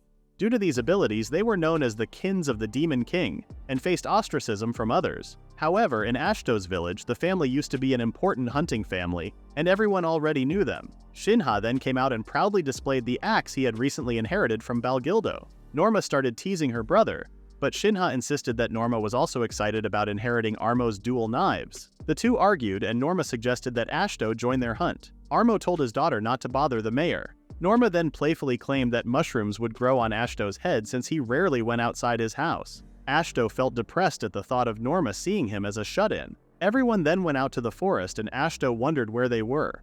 Balgildo pointed at the trap, but to Ashto's eyes it looked like a massive pitfall that couldn't be called a normal trap. The kids were glad to see something caught and commented on how small it was. Ashto exclaimed that the dead monster was huge enough to swallow a house. He assumed it would take 100 humans to lift the body. Armo then told Shinha to fetch it. Shinha excitedly went down and casually went under the monster. He then pushed it up, making the dead monster fly out of the pitfall. Ashto was left speechless. As Ashto started feeling foolish for getting scared on his own, the demon ogre family began cutting some parts of the dead monster. Ashto got startled when he saw the demon ogres opening the monster's stomach, and he wondered what they were up to. Shinha then explained that they were spreading the blood and smell to attract other monsters for hunting. Ashto then spotted some wolves emerging from the bushes, and Shinha eagerly pulled out his axe. He started hunting the other monsters, and the surprised Ashto could only quietly accept the splattered blood that followed. Balgildo wondered if Ashto was okay. He apologized, mentioning that they didn't intend to frighten their mayor with their method, and he assured Ashto that this type of hunt was normal for them. Ashto had forgotten they were in Oberstein, a place full of monsters where no humans dared to go. Suddenly, Balgildo sensed something and asked who was nearby. Ashto wondered if more monsters were around, but instead a little kid emerged from the bushes. Observing her features, Ashto noticed that the child resembled Balgildo and his family. The kid began to cry, and Ashto in response helped her up, discovering a scraped knee. He applied some ointment and reminded her to let it dry. Ashto couldn't help but wonder if she had become separated from her parents and questioned where they might be. As the girl pointed in a direction, a giant person blocked Ashto's view and stared at him. Ashto couldn't say anything and questioned if he was dreaming. The girl then introduced the giant man as her father and explained how she had fallen and Ashto had helped her. The man continued to stare at Ashto and silently nodded. Realizing that the man wasn't a threat, Ashto asked if they were demon ogres. The man confirmed, and Ashto was surprised at how gentle the giant man's voice was. Ashto asked him to wait and consulted Balgildo for confirmation. Balgildo verified that the man was indeed a demon ogre. Ashto wondered why the man looked anxious, and Balgildo admitted he was nervous because he had never met someone of the same race before. He was just uneasy about meeting new people. Since Balgildo couldn't provide much help, Ashto gathered his courage and informed the demon ogre that he had a village nearby. The man questioned if it was acceptable for a demon ogre to live with humans.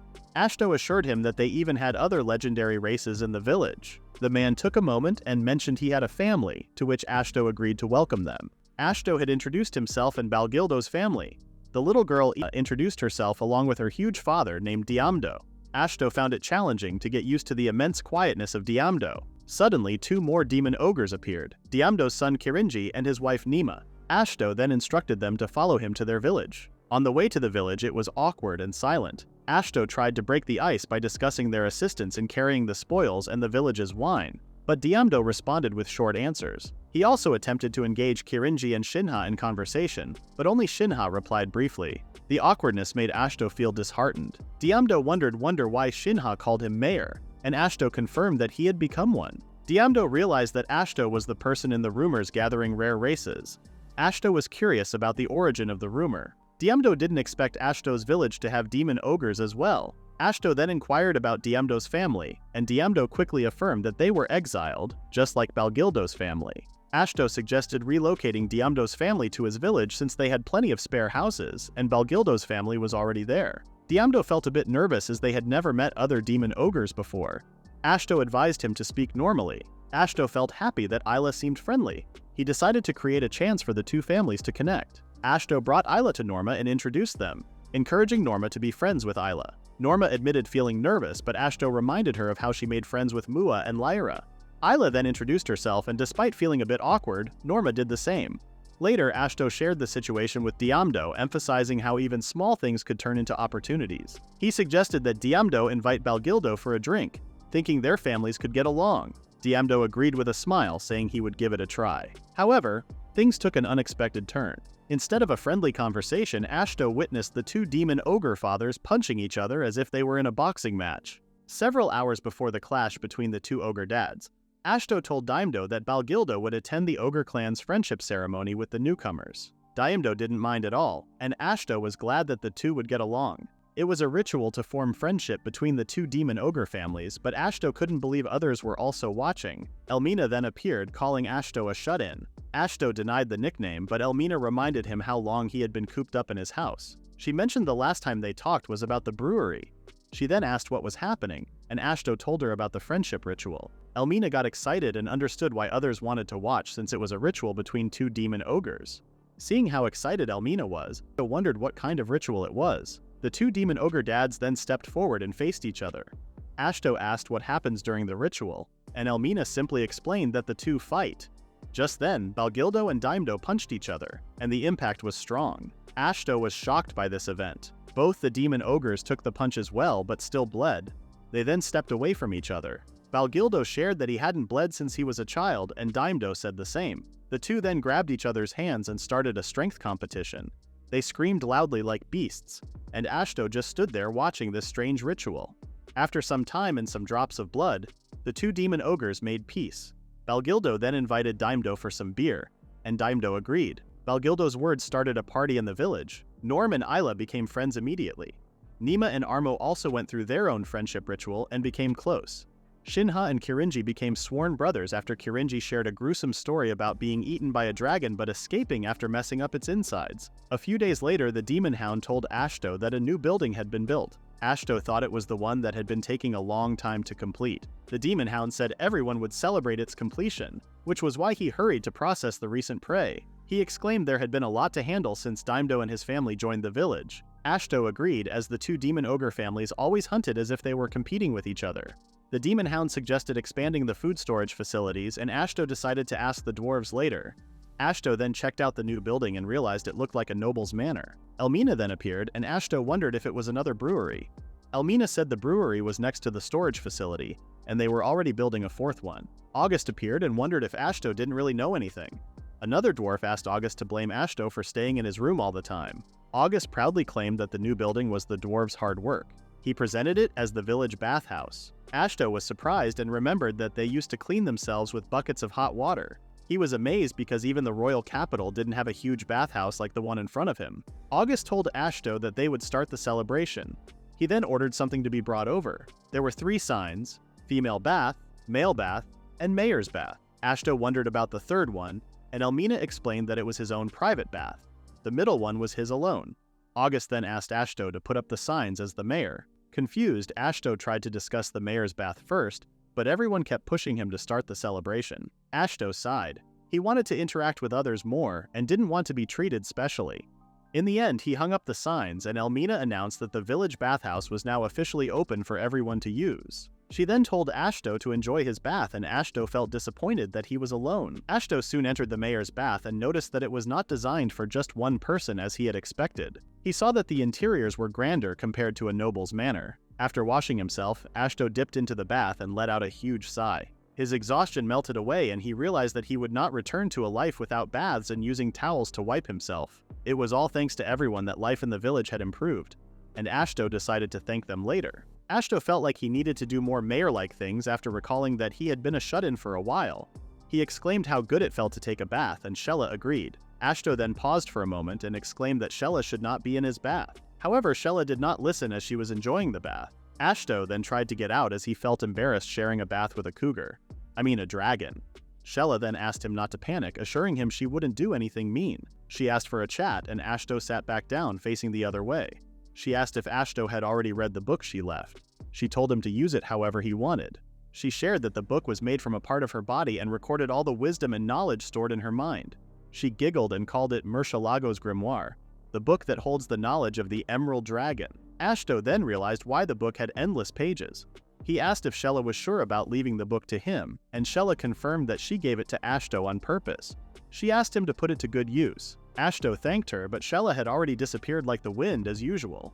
As always, Ashto was left surprised by Shella's sudden appearance and disappearance. The bathhouse soon became popular in the village. It became a daily habit for everyone to wash themselves after a hard day's work. August shared that the dwarves had a larger bath than the one they just built. He said it used natural hot water from underground. Ashto was surprised, and the dwarves suggested he visit the natural hot spring sometime. Ashto looked forward to that visit.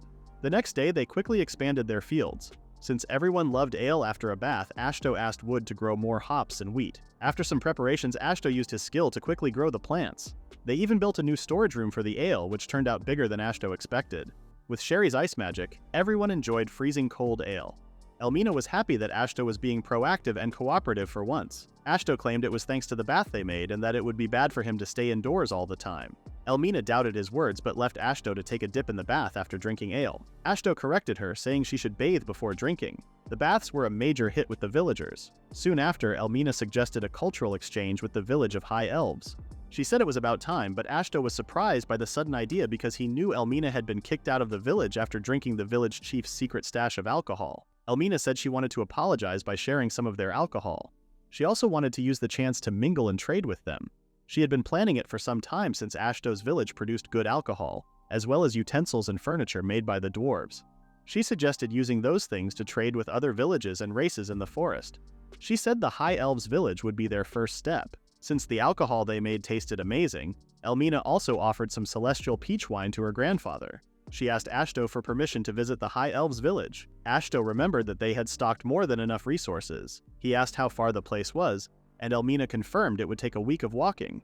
She told Ashto that the village had various herbs he might find useful. Ashto agreed to visit the village since it could help develop his village. They could also solve the problem that started with alcohol by using alcohol. Ashto then realized Elmina mentioned her grandfather. Elmina confirmed that her grandfather was the village elder and over 100,000 years old. Ashto and the others soon prepared 5 bottles of celestial peach wine and 5 barrels each of red and white grape wines. He claimed it would be enough to establish relations with the village. Mej would be their guide, and Ashto saw that Elmina and Balgidlo would also be joining them. Elmina worried that Ashto agreed to her sudden request since the path to the High Elves village was a bit rough. It was the same route that Mej and the others took, but they needed to improve the road for carts and wagons passing by. Ashto then recalled that there was something that could help them. He pulled out Shella's grimoire and was sure he had read a spell that could assist in their current situation. They found the spell called Tree Move, which literally moved the trees to clear a path after asking the trees to do so. Elmina wondered if that would really work, and Ashto claimed it might. Ashto decided to try it out, and as a plant mage, he asked the trees to clear a path for them. The trees' roots then started moving and a path was cleared. Everyone was impressed, and Sherry was proud of her big brother. Ashto claimed he was just as shocked as they were. Now, they didn't have any more issues transporting goods to the elves' village. It was time to get moving, and Ashto asked Balgildo to handle the cart. Instead of pulling it, Balgildo casually lifted the cart and asked his son Shinha to deal with any monsters along the way. Ashto saw that the cart's purpose had just disappeared. The trees continued clearing a path as Ashto used the spell from Shella's grimoire. Sherry called her brother's nature magic amazing since it could do many things. She wondered what their father would say about Ashto's magic. Ashto didn't really care as long as it could help the villagers. Sherry looked proud, seeing him act like a true mayor.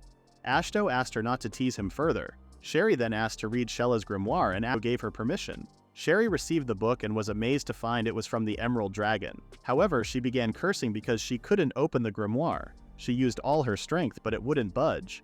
Ashto wondered if Sherry was joking. Sherry then called Shinha to help open the book. Even the strong demon ogre couldn't open it with brute force.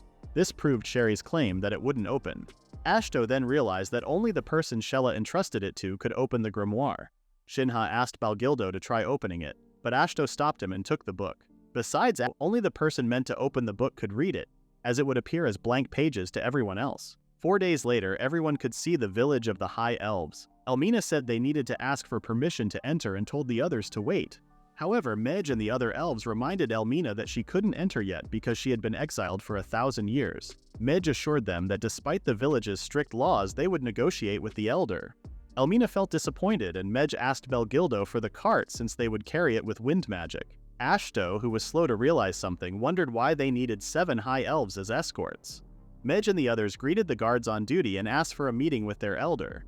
She asked if they could bring a human inside with them. The guard was surprised, and Mej explained that a small village was nearby and Ashto was the mayor. The girls then started sharing information about things like fruits they had never seen before, the most delicious alcohol, tasty grapes they had brought before, beers, and distilled spirits. The guards were overwhelmed and asked the girls to talk one at a time. In the end, they got permission to go inside. As they entered the village, Ashto and the others were impressed to see many high elves living there. Ashto saw a huge tree and wondered if it was the Yggdrasil. Mej then suggested they greet the village elder first, who was Elmina's grandfather. She believed he would be in a good mood upon receiving the goods in their cart, especially the peach wine. Like Elmina, the village elder loved high-quality beverages. Soon after, they met Elmina's grandfather, who was glad to see the elves return home. Mej and the others greeted him. He asked about Elmina's whereabouts and wondered if she had already reflected on what she had done. However, his own question was interrupted when he noticed Ashto and asked who he was. Mej introduced Ashto as the mayor of the newly established village where Elmina now lived. The elder was pleased to see a new forest resident and praised Mej and the others for guiding him. Ashto then asked what the first part of the talk was about, and Mej explained that their initial mission was to watch over Elmina per the elder's orders. They didn't know about Ashto's village at first. Ashto then asked about the previous support he got from the High Elves. Mej admitted that some young elves found the idea of creating a new village fun and snuck out. She apologized to Ashto for keeping things a secret the whole time. Realizing the elder was worried about Elmina, Ashto knew what the elder wanted. He formally introduced himself to the elder and said Elmina was doing well and had been a great help to the village. He said he wanted to establish a relationship with her home village first. Ashto then presented his gift, the celestial peach wine. Upon hearing the name of the drink, the elder felt doubtful, but thanked Ashto for the gesture. He asked a servant for a cup and immediately poured the wine to drink. The elder was shocked as he sipped the wine and claimed it should be impossible. However, he couldn't deny it was truly the celestial peach wine. He felt happy since he hadn't tasted it for ages. He then chugged down the bottle while exclaiming how it was worthy to be called the Emerald Dragon's wine. He then asked Ashto where he got it from. Ashto confessed it was one of his village's products.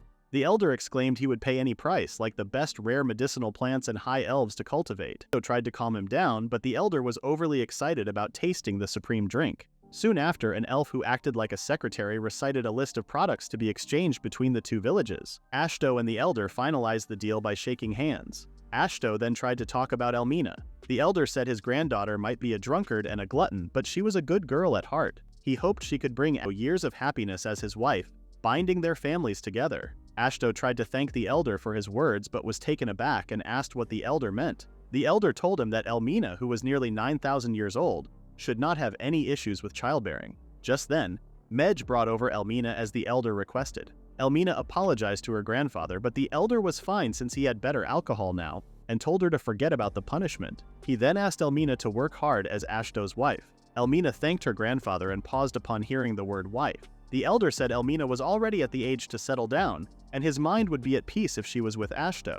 Elmina got mad and asked Ashto what was happening. Ashto told her not to ask him. Sherry then exclaimed that her brother already had Muti. Balgildo could hear their loud voices from outside. Everyone soon celebrated their fortunate meetings.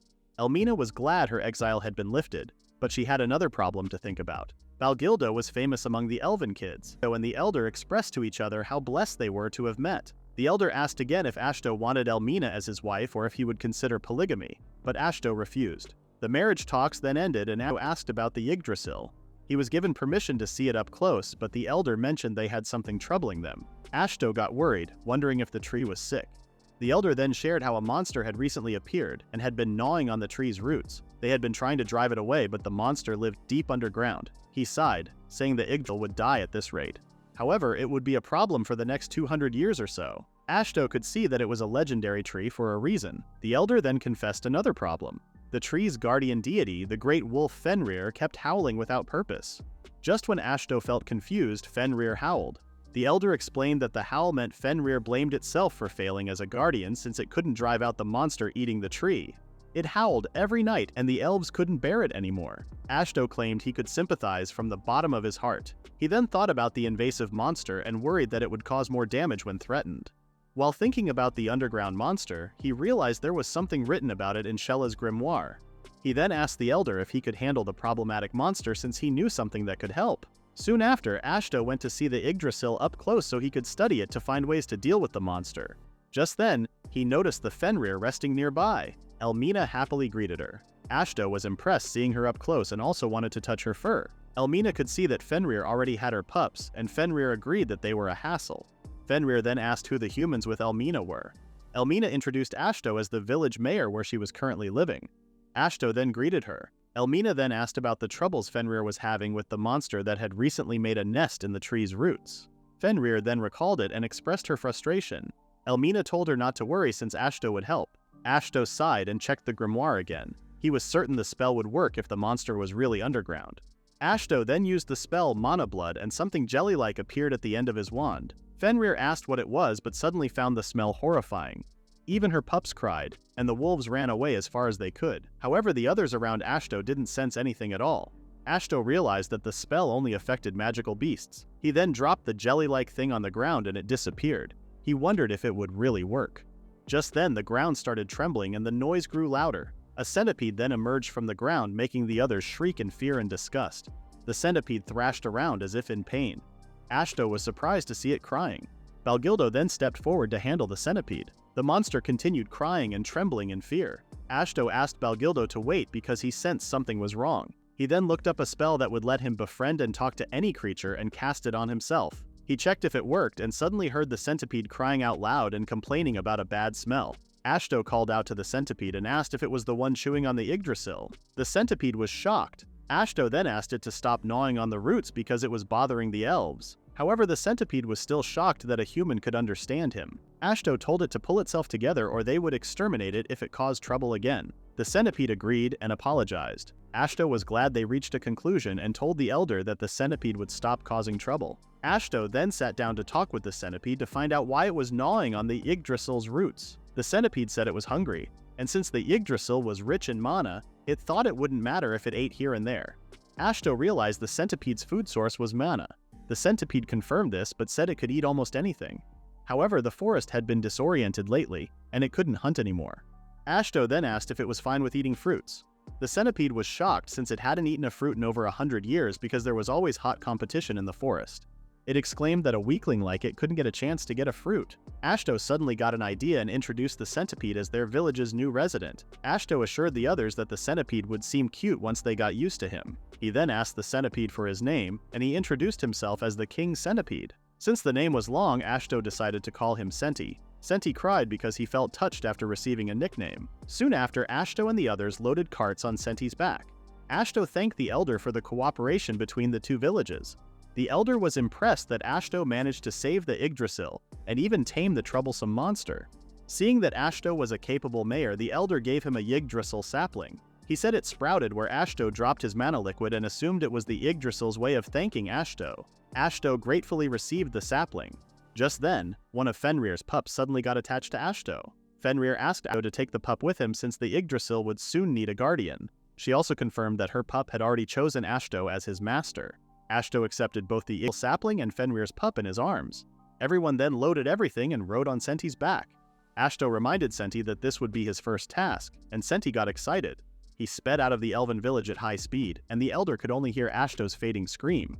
The elder felt happy to see interesting things at his age thanks to Ashto. Soon after, Centi was amazed to see a nice-looking village, but no one reacted to him because everyone was unconscious. Ashto was impressed that the journey, which should have taken 5 days, was completed in a single day, but everyone felt terrible from the ride. Daimdo and Mayuri then welcomed them back. Daimdo stared at Centi for a while before he pulled out his sword. Mayuri fainted at the sight of a monster. Ashto quickly defended Centi and everything was fine. Centi soon received some fruits and wondered if Ashto was sure about giving them. Ashto confirmed that it was his reward for the fast travel.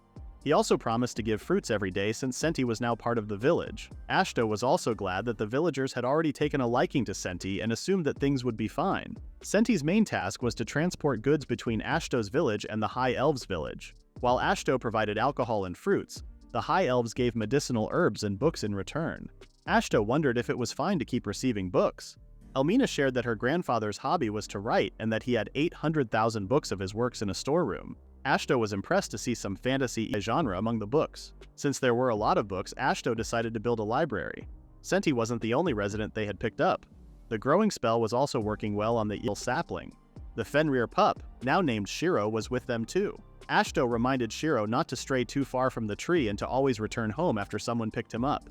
But that was just Shiro's nature as the guardian of Yggdrasil. Ashto then checked Shela's grimoire for information about Yggdrasil. He discovered that only a branch was needed to create an elixir. He also needed to add leaves from Alraun and Mandrake. However, Ashto was uneasy about cutting a part of Yggdrasil and was reluctant to do so. Suddenly, Shiro leapt into the tree and started climbing, making Ashto wonder what the pup was up to. Shiro soon returned with a branch that had a fruit on it. Ashto was surprised to see that Yggdrasil could also bear fruit. The fruit looked like a small golden apple, but it didn't seem unripe. Mayuri then suggested they try the fruit since Shiro had given it to them.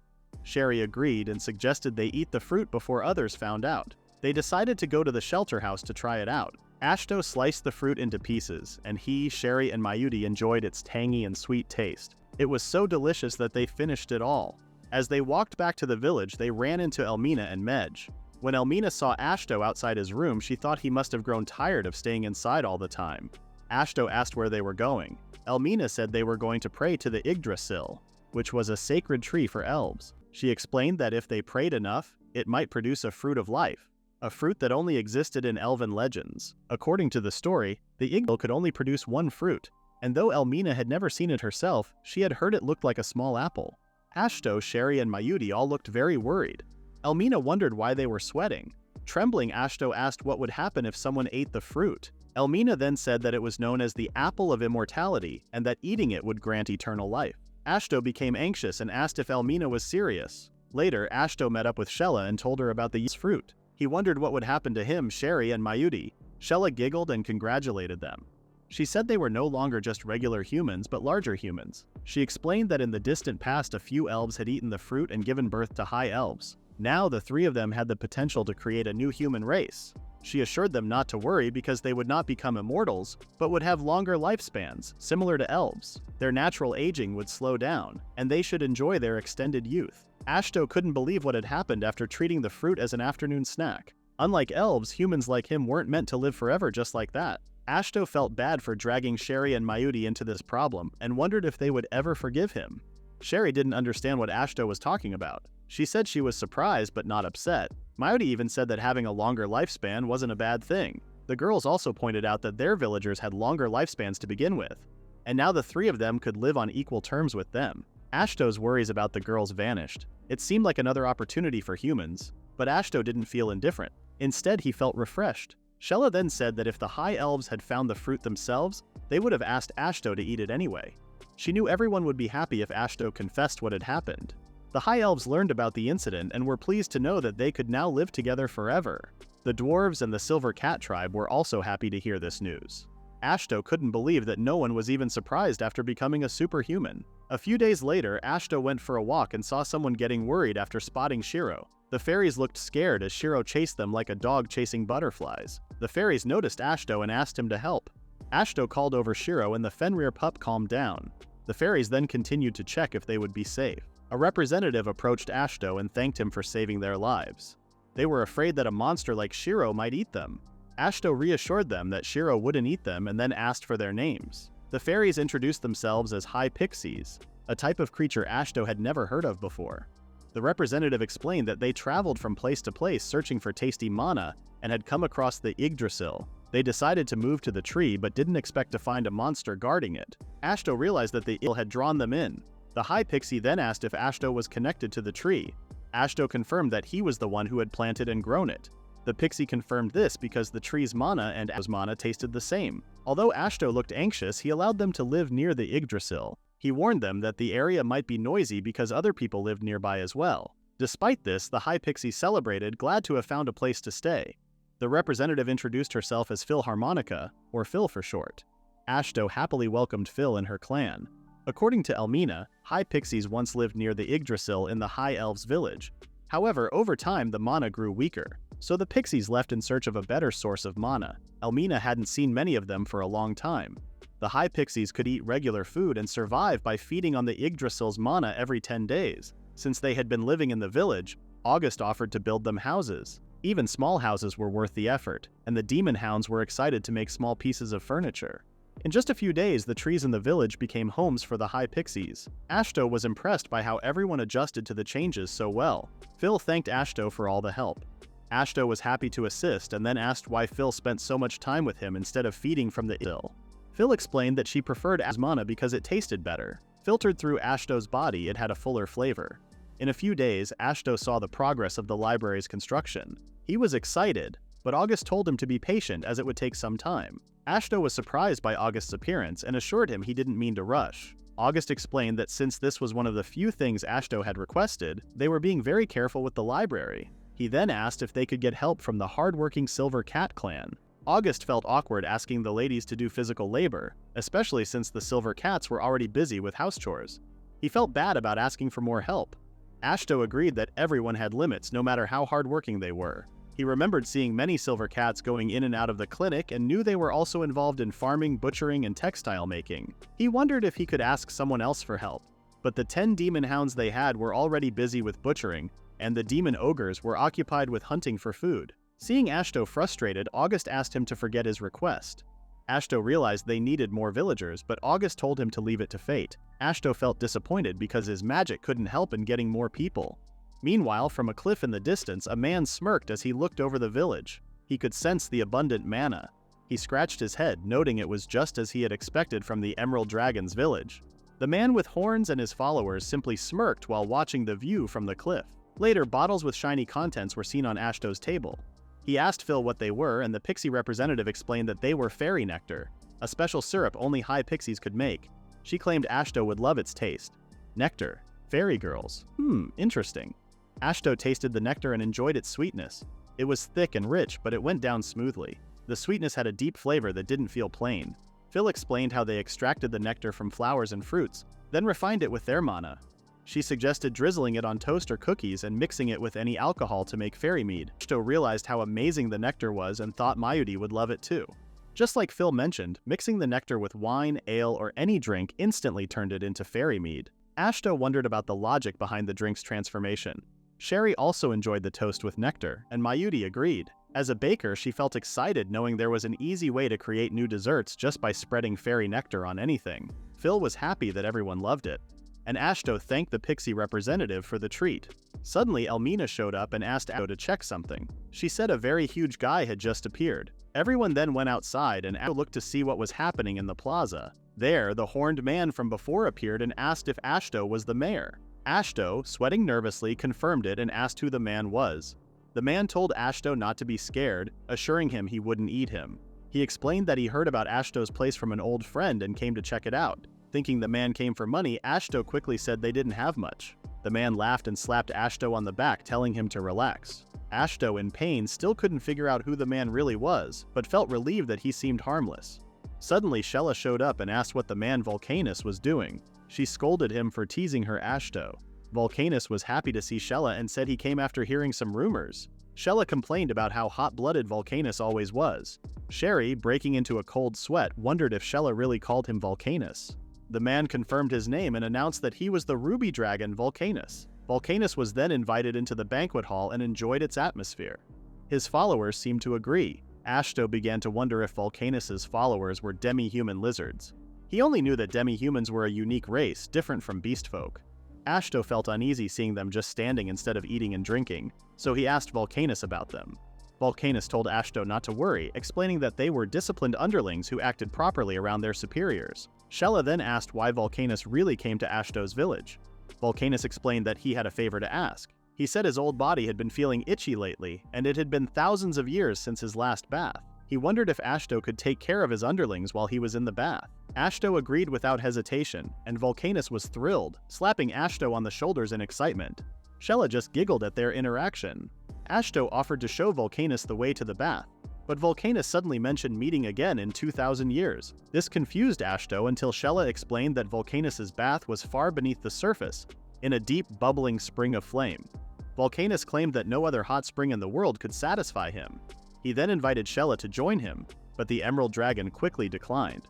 Ashto was stunned by how everything about Volcanus seemed larger than life. Volcanus then called his underlings and instructed them to live and work hard for Ashto. The lizardmen quickly confirmed their master's orders. Volcanus appointed one of them, named Grodd, to take charge. They bowed and wished Volcanus a good bath, and the Ruby Dragon left. Volcanus hoped that he and Ashto would meet again in 2,000 years. Before Ashto could finish his farewell, a strong gust of wind blew as Volcanus transformed into his dragon form and soared into the sky. Ashto could only watch as Volcanus disappeared into the horizon. Sherry, in disbelief, couldn't grasp that the loud old man was actually an ancient dragon. Soon after, Ashto discovered that Volcanus's underlings weren't ordinary lizardmen. Under the protection of the Ruby Dragon, they had evolved into salamanders. This is how they became the new residents of Ashto's village. Thanks to their arrival, the labor shortage problem was solved overnight. Ashto couldn't help but wonder if he was the only one who noticed how everything was becoming a little too convenient. For some reason, the salamanders showed Ashto an unusual amount of respect, calling him uncle. Ashto often found himself confused by their behavior. Another peaceful day came. Ludvan delivered a cauldron that Ashto had asked him to make. The High Dwarf proudly claimed he could craft such an item in his sleep. However, it was his first time making a cauldron out of orichalcum, and in his 9,000 years of life he had never heard of anyone doing such a thing. Orichalcum was a legendary ore, even stronger than damask and exceptional in absorbing mana. As for how Ashto got his hands on such a rare mineral, let's flash back to when a talking mole unexpectedly appeared in front of Ashto and August. Ashto was confused, but August immediately recognized the mole and called him Panta. The two greeted each other warmly after not meeting for a long time. August introduced Ponta as a member of the Black Mole clan, who had done a lot for August's hometown. Ashto then introduced himself and shook hands with Ponta. Though all he could see was a creature resembling a stuffed animal, Ponta soon confessed that he had a favor to ask Ashto. He had heard that the wine made in Ashto's village was world-class, and wanted to trade some for his clan. Ashto was surprised, as this was his first trade agreement with another party. However, he was more concerned about how someone like Ponta could drink wine in the first place. While watching the conversation, August laughed and pointed out that this was Ashto's chance to recruit skilled miners like the Black Moles. Ashto then invited Ponta to his place to discuss the details of the trade agreement. They all sat down to talk, and Ponta made it clear that he wanted the best wine from Ashto's village and was ready to offer a fortune in return. Elmina guessed that the payment would likely be rare ores that only the Black Moles could dig up. Ponta confirmed this, saying he had all sorts of valuable ores to trade. August shared that the mine near the village was difficult to work in since the High Dwarves had to split their focus between mining and other jobs. Ashto was surprised to learn that the village already had a mine. Ponta then offered to call in his companions to help work in Ashto's village. Silmeria recalled how the Black Moles were experts of the earth, able to soften the soil and evaluate its condition with precision, which made them very helpful for agriculture. Ponta, embarrassed by the praise, was called cute by everyone. Seeing how well the idea was received, Ashto suggested they move on to negotiating the terms of the agreement. Since it benefited both sides, Ponta quickly agreed. As a result of the negotiations, 20 members of the Black Mole clan came to the village to work in the mines and help the farmers. The workers who stayed in the village also enjoyed drinking as much as they wanted. On top of the ores mined in Ashto's village, they also received more from the Black Mole clan. Ponta then shared a list of ores his clan had available. Ashto, already aware that the land of Oberstein was rich, was still surprised to find that the ground beneath him was full of rare ores. His eyes caught sight of orichalcum on the list, and he recalled that one of the key ingredients for synthesizing elixir required a cauldron made from orichalcum. He felt a sense of relief, knowing he had secured another ingredient for the legendary medicine. Phil noticed Ashto grinning and asked what he was thinking about, but Ashto decided to keep it a secret for the time being. He was pleased with the trade agreement with Ponta, and the Black Mole was equally happy.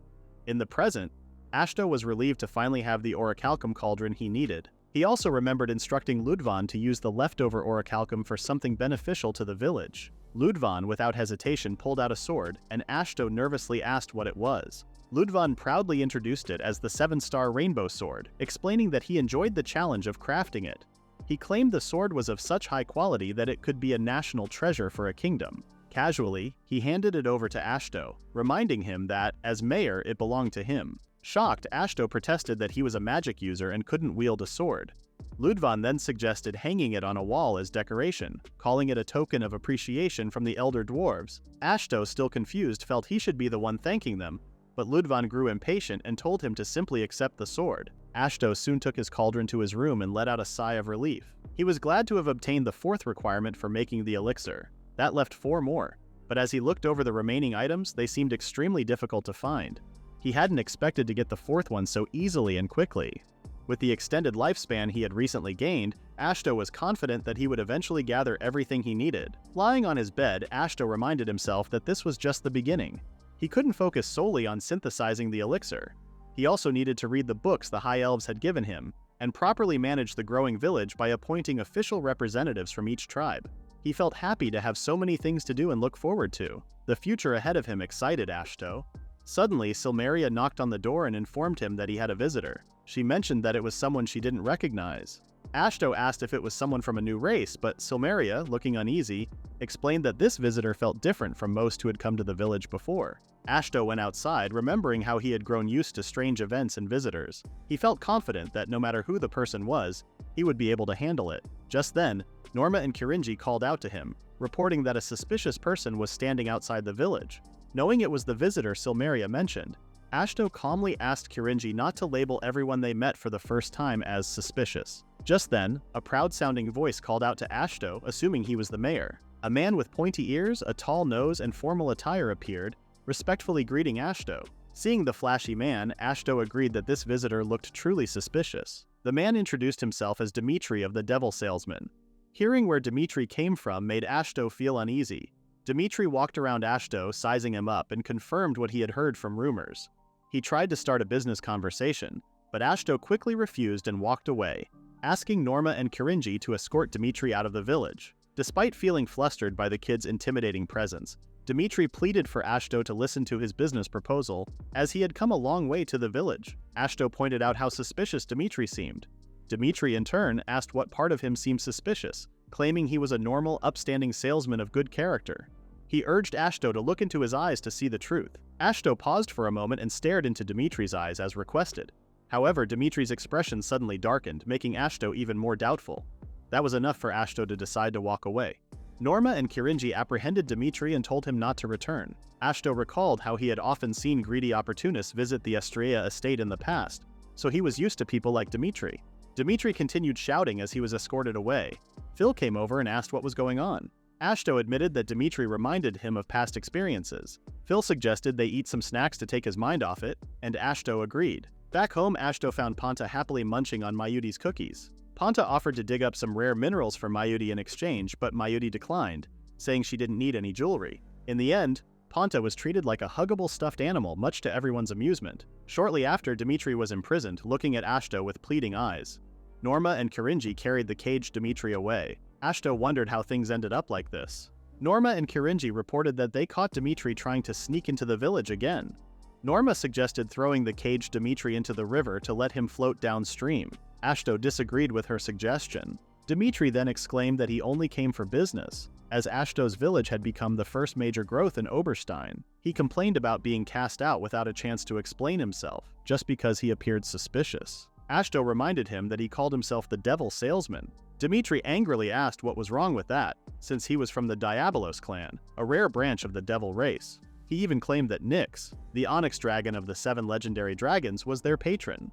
Dmitri argued that not trusting him was the same as not trusting the Onyx dragon. Seeing how desperate Dmitri was, Ashto decided to listen to him. Dmitri felt relieved that Ashto was now seeing him differently. Ashto realized it was better to hear Dmitri's side directly than to call in the other races, who would only cause trouble. He then asked Norma and Kirinji to release Dmitri. Soon after, they went to the reception hall, which looked impressive, and it was their first time using it. Dmitri praised the structure and complimented the elder dwarves for their craftsmanship. He was also amazed to see members of the Silver Cat clan, just as he had heard from rumors. The others eyed him with suspicion. Kirinji told Ashto not to worry, saying he and Norma would easily slit Dmitri's throat if he acted even slightly suspicious. Ashto felt scared and didn't know how to respond to Kirinji. Dmitri then requested to begin the discussions. He formally introduced himself as someone from the Hell City of Beelzebub, located in the northern parts of Oberstein. Ashto introduced himself as well, but found it hard to believe that a place called Hell City and other settlements existed in Oberstein. Dmitri assumed that a human like Ashto was unfamiliar with the geography and history of the area. With a creepy smile, he offered to educate him. Ashto didn't like the way Dmitri smiled. With a snap of his fingers, a large piece of parchment appeared on the table in front of them. Ashto was amazed by how Dmitri used magic without a wand or saying any spells. The paper showed the boundaries of the own territory. Dmitri then drew circles on the map, marking the human kingdom of Big Baylog and the Dragonkin kingdom, Dragon Road. Ashto's village was just a dot in the middle. Meanwhile, Dmitri's hometown was in the north, shown as a larger circle compared to the others. The map was meant to help Ashto understand the locations. Dmitri also mentioned that other races had started building settlements in Oberstein. However, even the immortal Diabolos clan didn't know many details about them. Ashto looked at the map and couldn't believe Big Baylog was so small. He found it hard to grasp that a single noble house could manage such a vast territory. Dmitri then suggested they get down to business. He explained that his trade involved exchanging goods from Beelzebub to the smaller villages and towns in Oberstein. When Ashto heard this, he asked why they were trading instead of buying and selling. Dmitri pointed out that the territory was vast, and most settlements didn't have a coinage system. He made a living by exchanging goods and then selling the traded items back in Beelzebub. He mentioned that he had heard about a young human who established a village in Oberstein and brought together members from different races. Dmitri wanted to see if it was true. He was amazed that Ashto had members of the fiercest race known, the mighty ogre demons. On top of that, he had just discovered members of the Silver Cat clan and High Pixies. Based on the structure of the reception hall, Dmitri also assumed that elder dwarves, high elves, and demon hounds were part of the village. He even spotted a salamander, a race blessed by the ruby dragon. He couldn't believe there were so many different races in Ashto's village. Dmitri became serious again and asked Ashto if he could set up a storefront in the village. Ashto got confused and asked if Dmitri wasn't just a peddler. Dmitri denied this and explained that he had been setting up storefronts in every village and town he visited. Using space magic, each branch store was linked to the main store in Beelzebub. Once he established a location, he could come and go as he pleased. Ashto agreed that this was an efficient way of trading. Through Dimitri's store, Ashto would not only gain access to products from Beelzebub, but also from other villages where Dimitri had branches. Ashto realized the proposal was more interesting than he had expected, so he decided to approve Dimitri's request. However, he wanted to ask a few more questions. Dimitri promised to answer them as best he could. They continued to talk about Beelzebub and the different races and villages in Oberstein, especially their unique goods. Thanks to Dimitri, Ashto's village would now have access to all of them. Shortly after, Ashto took Dimitri to their brewery. Dimitri hadn't expected alcohol to be the village's main product. He was also surprised to see produce, grains, and textiles made by the demon hounds, as well as various equipment made by elder dwarves. What impressed him the most was the celestial peach wine, which could be considered their showpiece product. As Ashto watched Dimitri eagerly evaluate the products, he felt conflicted about whether Dimitri was truly an honest businessman. Dimitri seemed more than impressed with the quality of the products. After removing his glasses and giving a creepy smile, Dimitri said this would be the start of a very long partnership. Despite this, Ashto still had doubts about Dimitri's credibility. In the end, however, they signed a contract and Dimitri seemed happy to work with Ashto. Regarding the store, Dimitri wondered if the elder dwarves could build one for him. Ashto didn't see any issue with that, but was more impressed by how prepared Dimitri was, as he had brought a blueprint with him. Dimitri explained that it was normal since all his store branches followed the same design. Because of his space magic, he needed to make sure everything was uniform. Ashto agreed with him. Dimitri then turned around and said he had things to prepare. He bade farewell and snapped his fingers. A sudden gust of wind appeared and the devil vanished into thin air. Ashto was impressed and thought the Diabolos clan must take great pride in their magical abilities. Kirinji asked Ashto if they could really trust Dimitri. Ashto said it would be fine for now. When Ki asked why Ashto trusted the devil, Ashto admitted he half trusted and half doubted Dimitri. But the deals they made were good for the future of their village. Besides, Ashto felt safe knowing the others were there to handle Dimitri if he ever tried to cheat them. Kirinji admired how optimistic his mayor was. Ashto said it was all because of the support from everyone around him. He then looked at the parchment Dimitri left behind and said he would also make some preparations. Soon after, Dimitri opened a branch of his store in Ashto's village. Ashto stared blankly at the signboard and realized the village still hadn't decided on a name. Curious, he entered the store where Dimitri greeted him warmly. Dimitri began praising the elder dwarves for their exceptional craftsmanship, marveling at how quickly the building had been constructed. To him, everything looked magnificent. Dimitri then presented a box to Ashto as payment for the construction. Inside, there were several rare medicinal herbs native to the Beelzebub area. Knowing Ashto was an apothecary, Dimitri had specifically gathered these herbs to settle the costs. Ashto seemed pleased with the gift. Dimitri then asked for another favor. He wanted to demonstrate some of his merchandise to the villagers in the future, but faced a challenge. The villagers distrusted him and refused to accept his flyers, which wasn't surprising considering Dimitri's unsettling smile. He requested Ashto's help in promoting the store, believing his products would benefit the villagers. To convince Ashto, Dimitri revealed an example item, which left Ashto genuinely impressed. Silently, Ashto agreed it could be helpful. A few days later, the villagers gathered at Dimitri's store, though only because the mayor had personally requested it. Once everything was ready, Dimitri greeted the crowd with his signature devilish smile and introduced himself. He also introduced Lizabelle, his assistant and the branch's new manager, who shared his unsettling grin. The villagers couldn't help but feel uneasy about the pair. Dimitri then got down to business. He admitted he had come to their humble village to collaborate with its talented residents and promised fair compensation in return. He highlighted products designed for craftsmen, particularly the dwarves. When the elder dwarves commented that they could simply make the products themselves, Dimitri dismissed their remarks and unveiled something unexpected. The elder dwarves discovered an unfamiliar tool, which appeared ordinary to Dimitri but strange to them. While examining it, the dwarves insisted they had no need for weapons. Dimitri clarified that it wasn't a weapon but a device that could transform their work. He demonstrated how to open the tool's cartridge and load it with dwarven-made nails. After preparing it, he asked Isabel to bring a wooden board, which he placed on a flat surface. Pointing the tool at the board, he pulled the trigger. The tool emitted loud, sharp sounds as it drove the nails in quickly and accurately. Dimitri introduced it as a nail gun. The dwarves admitted it seemed much faster than hammering nails manually, calling it convenient. Dimitri felt satisfied with their reaction. Next, he unveiled another item, a chainsaw, which the elder dwarves immediately labeled as odd. Dimitri asked if they found chopping wood boring or time-consuming, then explained the chainsaw's purpose. Activating it, He demonstrated how it easily outperformed an axe in cutting wood. He claimed the chainsaw could make their work 10 or even 20 times more efficient. Since the dwarves had constructed his branch store, Dmitri offered the nail gun and chainsaw as gifts, while suggesting they consider purchasing more in the future. He also announced he had assembled additional products tailored for different races and invited everyone to line up. Seeing how smoothly the demonstration went, Ashto felt pleased. After the demonstration, Dmitri expressed his gratitude to Ashto.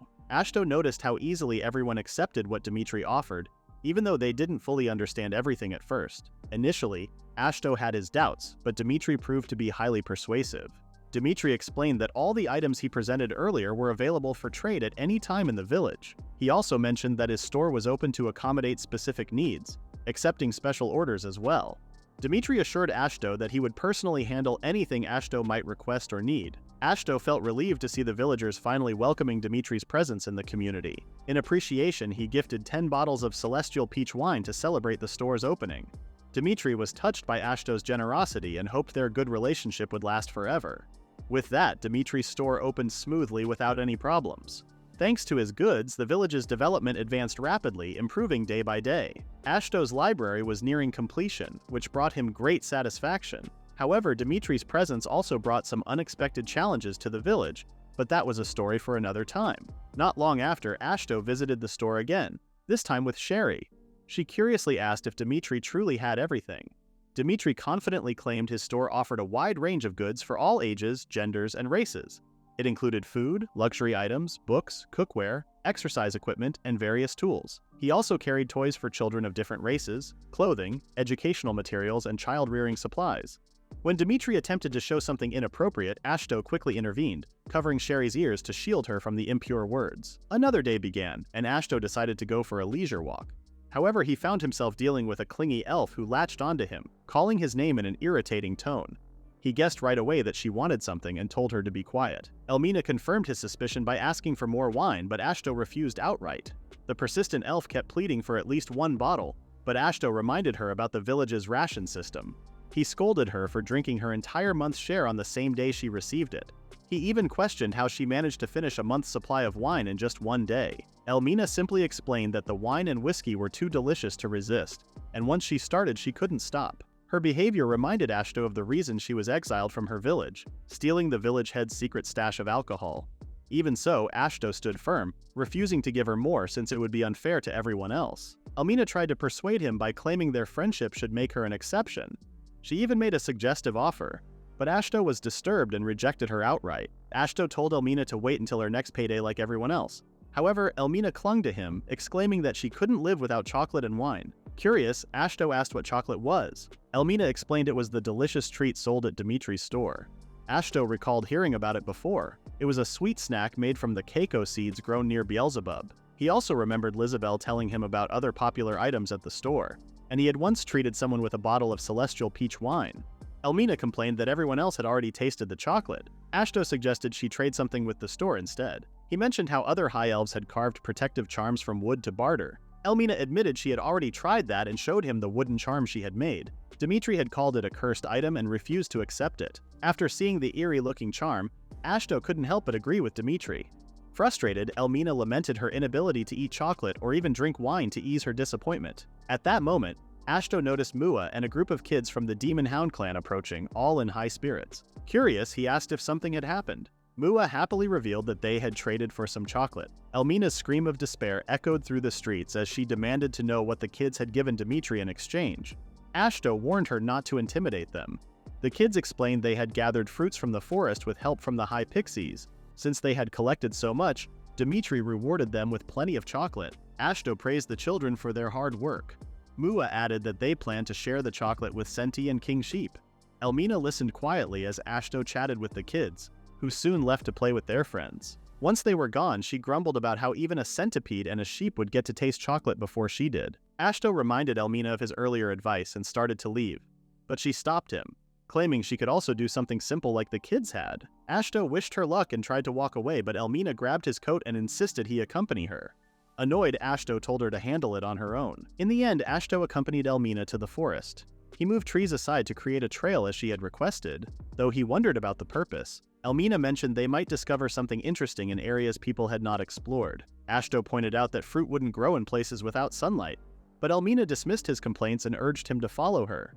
Elmina began searching through nearby bushes, while Ashto questioned whether he could spot anything in the forest that even a high elf couldn't. As he watched, he noticed movement on a nearby tree branch. Shortly after, Elmina called out to him, revealing her find, a black pomegranate, a rare fruit that was hardly ever seen, even in the high elven village. Just as Ashto felt happy for her discovery, a slime suddenly engulfed Elmina. He was shocked to see her clothes dissolving, and it became clear that she was unable to breathe. Fearful that it might be a man-eating slime, Ashto hurriedly consulted Murcielago's book. To his relief, the book identified the creature as a clothes-eating slime, weak to fire magic. It also mentioned that the slime's core was a rare and valuable material. Elmina was already suffocating, but Ashto couldn't use fire magic. Desperate, he searched the book for another solution to save her. A page then appeared showing the Tree of Death. Shella, the spirit connected to the book, explained that the tree could end the world, erasing all existence except for the caster and Murcielago. She joked about Ashto and herself becoming the Adam and Eve of a new world. Frustrated, Ashto slammed the book to the ground and angrily shouted about the ridiculous jokes in such a dire situation. While Ashto read the book, Elmina's clothes dissolved completely, leaving her in only her underwear made from king sheep's wool. Ashto flipped through more pages and discovered the Thirsty Root spell, which summoned a root that could absorb anything after reciting an embarrassingly childish chant. With no other option, Ashto reluctantly recited the chant. A thirsty root appeared, quickly dissolving the slime and freeing Elmina. Ashto rushed to her side, shaking her to wake her up, but she wasn't breathing. Shella suggested that the slime's mucus had blocked her airways, and advised performing mouth-to-mouth resuscitation. Shocked, Ashto hesitated, but Shella reminded him to focus on saving Elmina's life. Despite his reluctance, Shella gave firm instructions, leaving Ashto no choice but to hold Elmina's face and open her mouth. In a teasing tone, Shella urged him to hurry. Just as Ashto's lips were about to meet Elmina's, the high elf suddenly coughed up the slime's mucus, spraying it all over his face. She complained about the bitterness of the slime and then noticed Shella standing nearby. While Shella expressed relief at Elmina's recovery, her expression hinted at amusement. Elmina asked what type of slime had attacked her, remarking that she had almost died. It was then that she realized she was wearing nothing but her tattered underwear.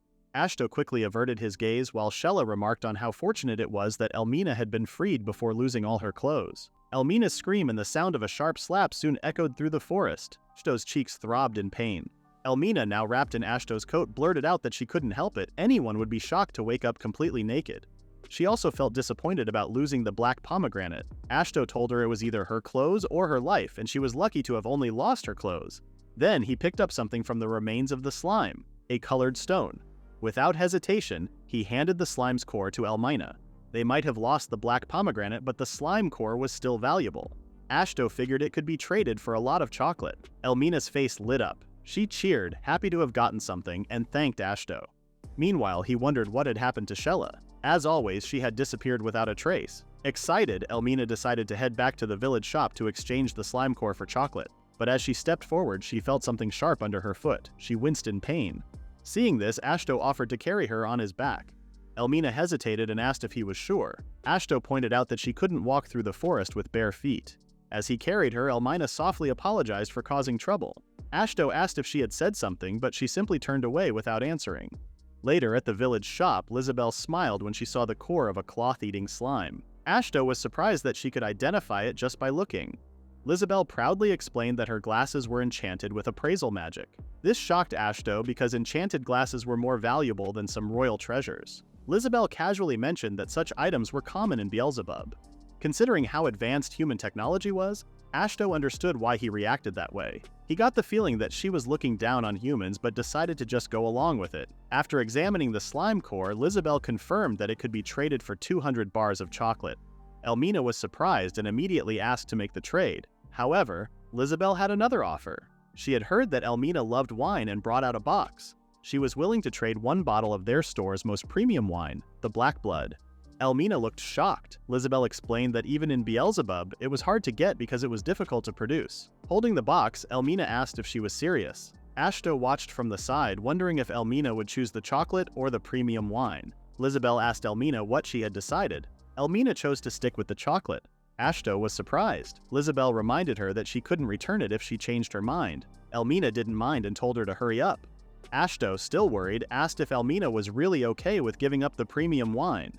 Elmina admitted she wanted it, but there would always be another chance. She then gave Ashto a piece of chocolate, reminding him that she had promised to share it with him. She told him to enjoy it together with her. Ashto was a bit surprised. Lizabelle watched them and noticed how they seemed to be flirting. She then warned them that eating and drinking were not allowed inside the store. Before Ashto left, Lizabelle stopped him, saying she had something to share. She told him that their representative had a request and wanted to talk to him in person.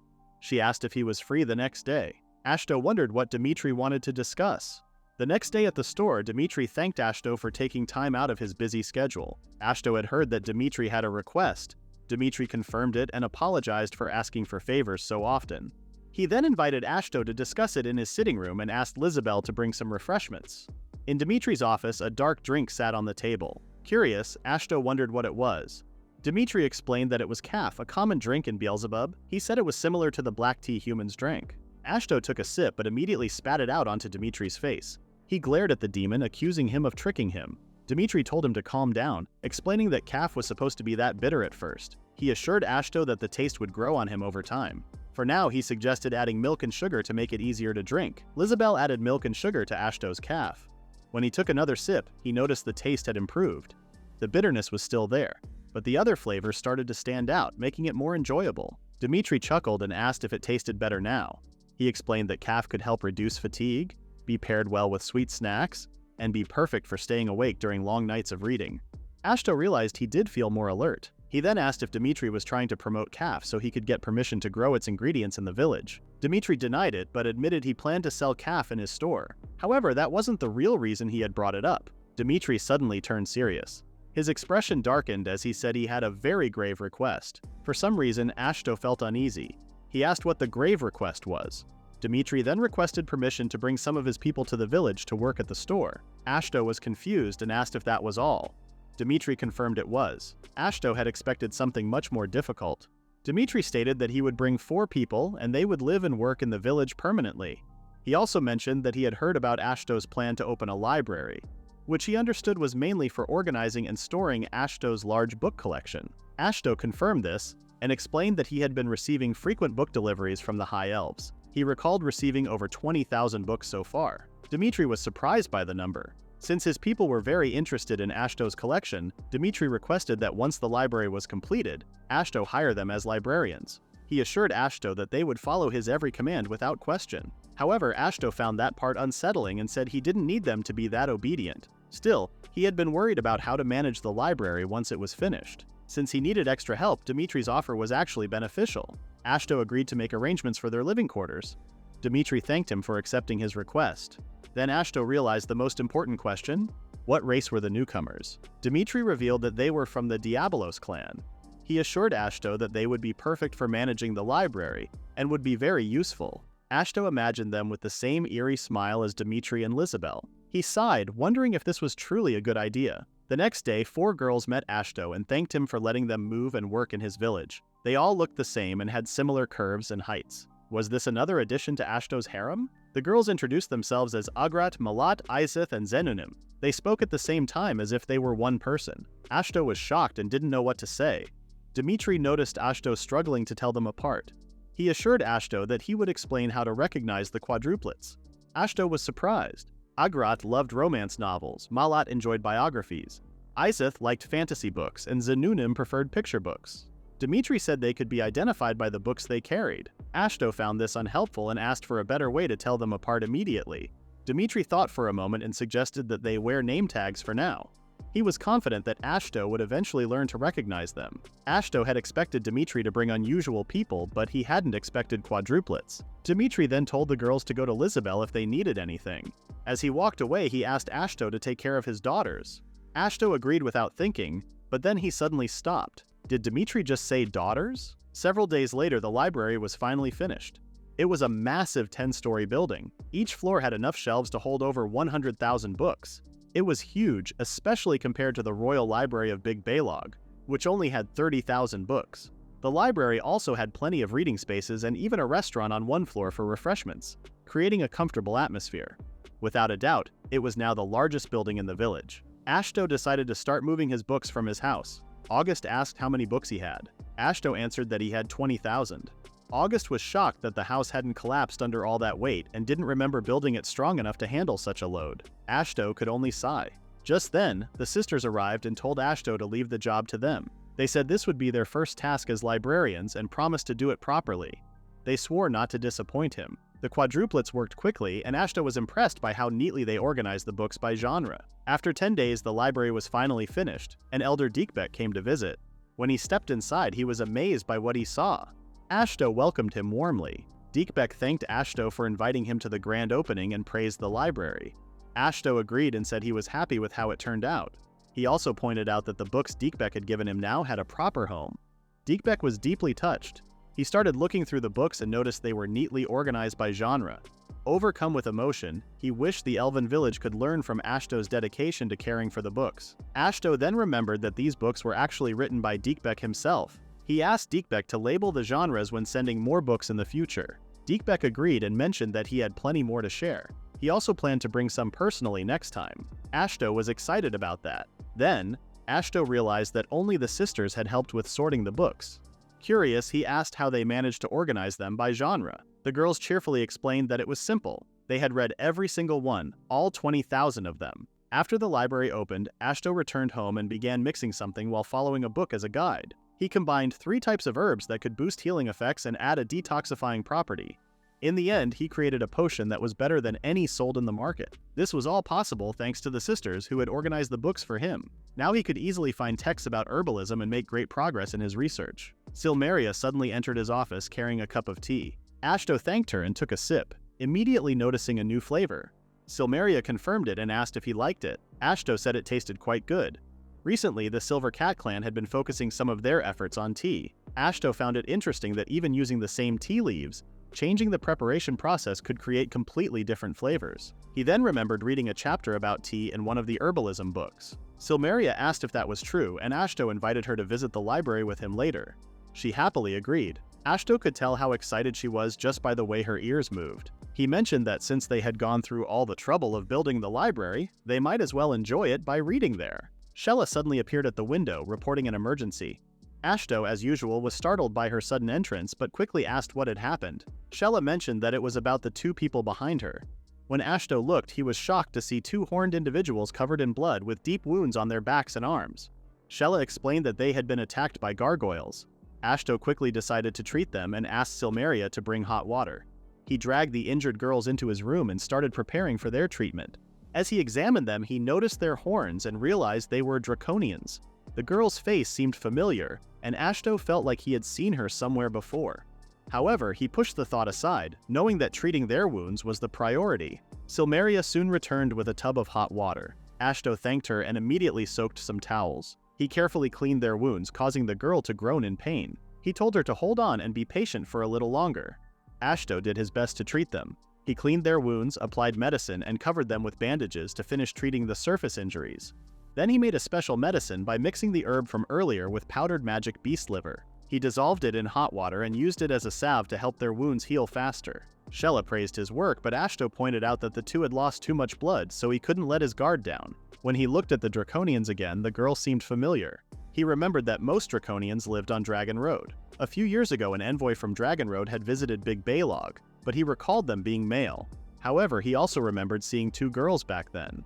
The envoy had included a pair of sisters from the royal family. Shella then told him she was going somewhere and asked him to take care of the 2. Once the Emerald Dragon left, Ashto focused on the Draconians again. The memories became clearer, and he finally recognized the sisters from back then. He asked if she was Lorelei. In Dragon Road's castle, the king knelt on the floor crying. He shouted the names of Lorelei and Clarabelle. A woman nearby told him to calm down and asked if he really needed to yell like that. The king sobbed as he explained that the girls were gone. They had only gone out for a walk but hadn't returned. He was worried because they had never been this late before. The woman agreed. Clarabelle might not be too surprising, but Lorelei would never stay out without contacting them. Something must have happened. She wondered if they had somehow wandered into the forest of Oberstein. The king gasped, saying Lorelei knew better than anyone how dangerous that forest was. It was filled with monsters. He kept crying on the floor. The woman then decided to send more search parties to look in Oberstein. The king was relieved and called out to the girls, promising to come for them. The woman, however, called him foolish and told him to stay behind. This man Garland was the king of Dragon Road. A king couldn't abandon his kingdom. Garland was still worried, but the woman reminded him that she was the queen, and like him, a dragon. She confidently swore that she wouldn't let the monsters get the best of her. Just then, someone interrupted them. There was no need to search. The queen stiffened as she recognized the flat voice of someone who came and went as they pleased. Shella had already taken care of their daughters. The royal couple was surprised to see Shella. Shella felt happy to see that Almeria and Garland had grown up. Almeria, feeling flustered, tried to continue the greetings but quickly asked about their daughters. She wanted to know what Shella meant by taking care of them. Garland suddenly shouted and begged Shella to spare his daughters' lives. In response, Shella calmly said that if he wanted them back, he should serve her some good tea. Almeria, confused, told them to stop joking. Shella then dropped the act and admitted that their daughters had run into a small accident. Garland was shocked, but Shella reassured them that the girls were safe and staying in a certain village. Almeria immediately asked where the village was, but Shella told her to relax. She said she would explain everything over a nice cup of tea. The royal couple silently looked at each other, unsure of what to say. Meanwhile, in Ashto's house, Lorelei slowly opened her eyes. She looked around and asked where she was. Just then, Ashto walked into the room, relieved to see her awake. Lorelei, still confused, asked if she was really alive.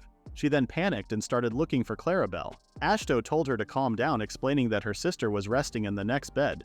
He assured her that he had already treated their wounds and that they would be fine after some rest. Lorelei sighed in relief. Ashto, now certain of her identity after hearing Clarabelle's name, hesitated for a moment. He turned his face away and covered his eyes. Lorelei confirmed that she was indeed Lorelei, then asked who Ashto was. Instead of answering, Ashto asked if they were the same sisters who had once visited Estrella Manor, the ones who had gone to see the royal greenhouse. Lorelei, surprised, asked if he was really Ashto. She doubted it since they were currently in Oberstein. Ashto told her to listen carefully because he had a long story to tell. However, Lorelei noticed that he was still looking away and covering his face. She asked why, but Ashto didn't answer. That's when she realized it herself. After things calmed down, Ashto served some drinks. Lorelei said the drink smelled wonderful. Ashto explained that it was a medicine that helped restore strength and blood. Lorelei said it tasted surprisingly good for a medicine. She looked at Ashto again and remarked that she barely recognized him. Ashto agreed, saying it had been 5 years since then. Back then, Ashto was crushed when he found out his natural talent was nature magic. He had worked hard to prove himself worthy of being part of a ruling family. Even after studying medicine under the royal physician and becoming a qualified apothecary, he still went to the royal greenhouse every day to learn more. Looking back, that was all he knew how to do. But one day, 2 sisters from Dragon Road on their way to Big Baylog visited.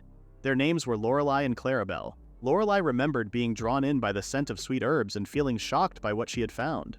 She had been surprised to see a boy her age studying medicinal plants so seriously, writing detailed notes on parchment.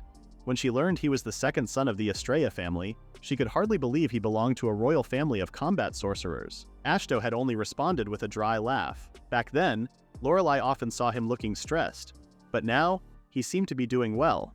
Ashto admitted that a lot had happened since those days. When Lorelei asked him to share, he hesitated and instead told her to rest.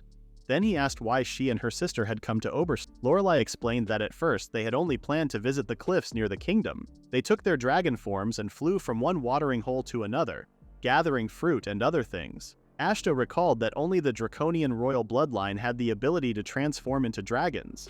After some time, the sisters decided to fly over Oberstein to enjoy the view. However, they had been careless and were attacked from the ground. Clarabelle's wing was hit and she fell from the sky. Lorelei rushed to protect her from a gargoyle, believing they would not survive. But just in time, Shella appeared and saved them. Even Ashto found the incident unfortunate. Lorelei blamed herself for not being more careful, but Ashto told her not to. He patted her head and reminded her that in the end, they had both survived. For now, he told her to rest. Crying, Lorelei thanked him. But before that, he asked her to help dress Clarabelle since his maid was not around. Clarabelle woke up and Lorelei called her name with a worried voice. At first, Clarabelle felt confused, but then she snapped out of her daze and hugged her older sister. The 2 girls cried as they held each other. Lorelei asked how she was feeling and Clarabelle said her back hurt a little. However, she reassured her sister that she would be fine once her wings healed. Lorelei then reminded her to thank Shella and Ashto later. Just then, Ashto entered the room, relieved to see Clarabelle awake. Clarabelle froze as she stared at him. Confused, she asked if they were in Big Baylog since Ashto was there. She clearly remembered being in Oberstein. Lorelei told her to calm down so she wouldn't reopen her wounds. Meanwhile, Ashto recognized the loud, echoing voice he had heard before. After a few days, Ashto finally took off the bandages from the Dragon Sisters. They were mostly healed, but he told them to stay in the village for 2 or 3 more days to rest. Lorelei agreed, saying she would trust Ashto if that was what he thought was best. Clarabelle, feeling curious, asked if the village they were in was something he had built. Ashto said he didn't build all of it. Then Clarabelle asked him to show her around. Lorelei also said she wanted to see Ashto's village. Ashto said Lorelei would be fine walking around, but he was worried about Clarabelle, especially because of her wings. Clarabelle told him not to worry and said it felt like losing a baby tooth. Something that just happens. Ashto wasn't sure if it was really that simple, but Clarabelle grabbed his hand and pulled him along. In the end, Ashto agreed to show both of them around the village. As soon as they stepped outside, the sisters were amazed by how calm and beautiful the place felt. They couldn't believe such a nice village had been built in Oberstein, which was known as an empty and wild land. Ashto said it could be called a real village now, thanks to the people living there. He explained that the older dwarves were the ones who designed the buildings, and they were very careful about making sure everything was built well. Lorelei had her own ideas about dwarves, but after seeing the houses, she was surprised by how skilled they were. Then she pointed to the tiny houses in the trees and asked if they were birdhouses. Before Ashto could answer, a fairy showed up and asked if Ashto was taking a walk with his friends. Clarabelle got super excited when she saw the fairy. She couldn't believe fairies were real and started chasing after her. The fairy got upset and Lorelei quickly told her sister not to be rude. Still, Lorelei was also shocked that fairies actually existed. Ashto explained that they were a race called flower fairies. Lorelei then understood that the small houses in the trees belonged to them. Ashto said there were about 30 fairies living in the village. He also shared that they collected nectar from the forest and made a special kind of syrup. Clarabelle got excited again and wanted to try some. She went up to the fairy and asked for it, but the fairy shouted that she wouldn't give anything to someone who tried to grab her. Clarabelle quickly said sorry. Next, the group went to the clothing workshop. Ashto explained that the demon hounds were the ones who made clothes, bags, and other accessories. Lorelei was surprised because she had never seen how clothes were made before. While they were looking around, Mayuri showed up. She greeted the Dragon Sisters and asked if they were feeling better. Lorelei told her she was fine now, and Mayuri was happy to hear it. Ashto asked why Mayuri was at the workshop. She said she was thinking of new designs and believed she could get better ideas by visiting the workshop instead of working alone at home. Ashto said he looked forward to seeing what she would create. Then Clarabelle gave them a sharp look and asked Ashto if he was dating Mayuri. Mayuri turned red and Lorelei told Clarabelle to stop. The tour went on and the sisters saw people from many different races working together and smiling. Now that they looked more closely, Lorelei noticed that everyone came from rare and amazing races. Elder dwarves and silver catfolk were already uncommon in Dragon Road, but Lorelei was even more surprised to see flower fairies, demon hounds, demon ogres, and salamanders all living and working side by side. Ashto said it could be surprising at first. Lorelei then pointed at what looked like a stuffed animal lying on the ground. She asked if there was going to be a festival. Ashto told her it wasn't a toy, it was Panta, who belonged to the Black Mole race. Lorelei was shocked. After that, they went to the farmland. Lorelei was amazed at how big it was. Ashto explained that farming was the village's main business. They had vineyards, an orchard, and wheat fields. He also showed them a brewery and said that everyone worked hard on it because they all loved to drink. He added that they had cotton fields for making textiles and even a ranch. Lorelei was surprised by how well the village had grown. Ashto said that anything they didn't have they traded for with the High Elves and Black Moles. If something was missing, they would barter with nearby stores to get it. Lorelei was surprised to learn they even had shops and wondered how they were managed. Ashto remembered Dimitri's smile and told her they would talk about the shop later. Then he offered to show them the bathhouse and library next. Suddenly, Wood showed up holding a basket of grapes. Ashto asked if he was helping out on the farm. Clarabelle thought Wood looked cute and asked what kind of creature he was. Ashto said Wood was a Trent and explained that he had created him with magic, kind of like a magical helper. Lorelei also thought the magical helper was cute. Clarabelle then joked that Ashto must be Wood's mom. Ashto said it would make more sense to call him the father. Lorelei smiled and said Ashto's village seemed like a wonderful place. She noticed how happy everyone looked and told Ashto he should be proud for making such a peaceful home in Oberstein. Ashto replied that it was only possible because everyone worked together. Lorelei decided she wanted to support the village too, and when she got home she would talk to her father about it. Clarabelle asked if they were leaving already. She got upset and said she wanted to stay with Ashto and the others a little longer. Lorelei reminded her sister that their parents might worry if they didn't go back at least once. Ashto offered to go with them and said that once they had permission they could come back anytime using a safer path. Just then, someone playfully told them not to be sad. Shella appeared, sitting on Senti's head. She thanked the giant centipede for the ride and joked that maybe it could ride on Dragon Road next time. Ashto was shocked to hear they had been to Dragon Road. Shella explained that the girl's father had been very worried, so she let him know they were okay. She then pulled out a letter and gave it to the sisters and another one to Ashto. The sisters were surprised and happy to read that their father had already given them permission to stay longer. They excitedly told Ashto about it. Ashto looked at his own letter and saw that it asked him to take care of the girls. It also said that as long as Shella gave her approval, everything was fine. Ashto asked Shella about her connection to Dragon Road, but by then, the Emerald Dragon had already vanished. Clarabelle was excited and looked forward to being under Ashto's care. Ashto noticed there was a second page in the letter he received. It had a big warning saying the village would be burned down if anything happened to the sisters. But that part was crossed out, and the next line said the king was only joking.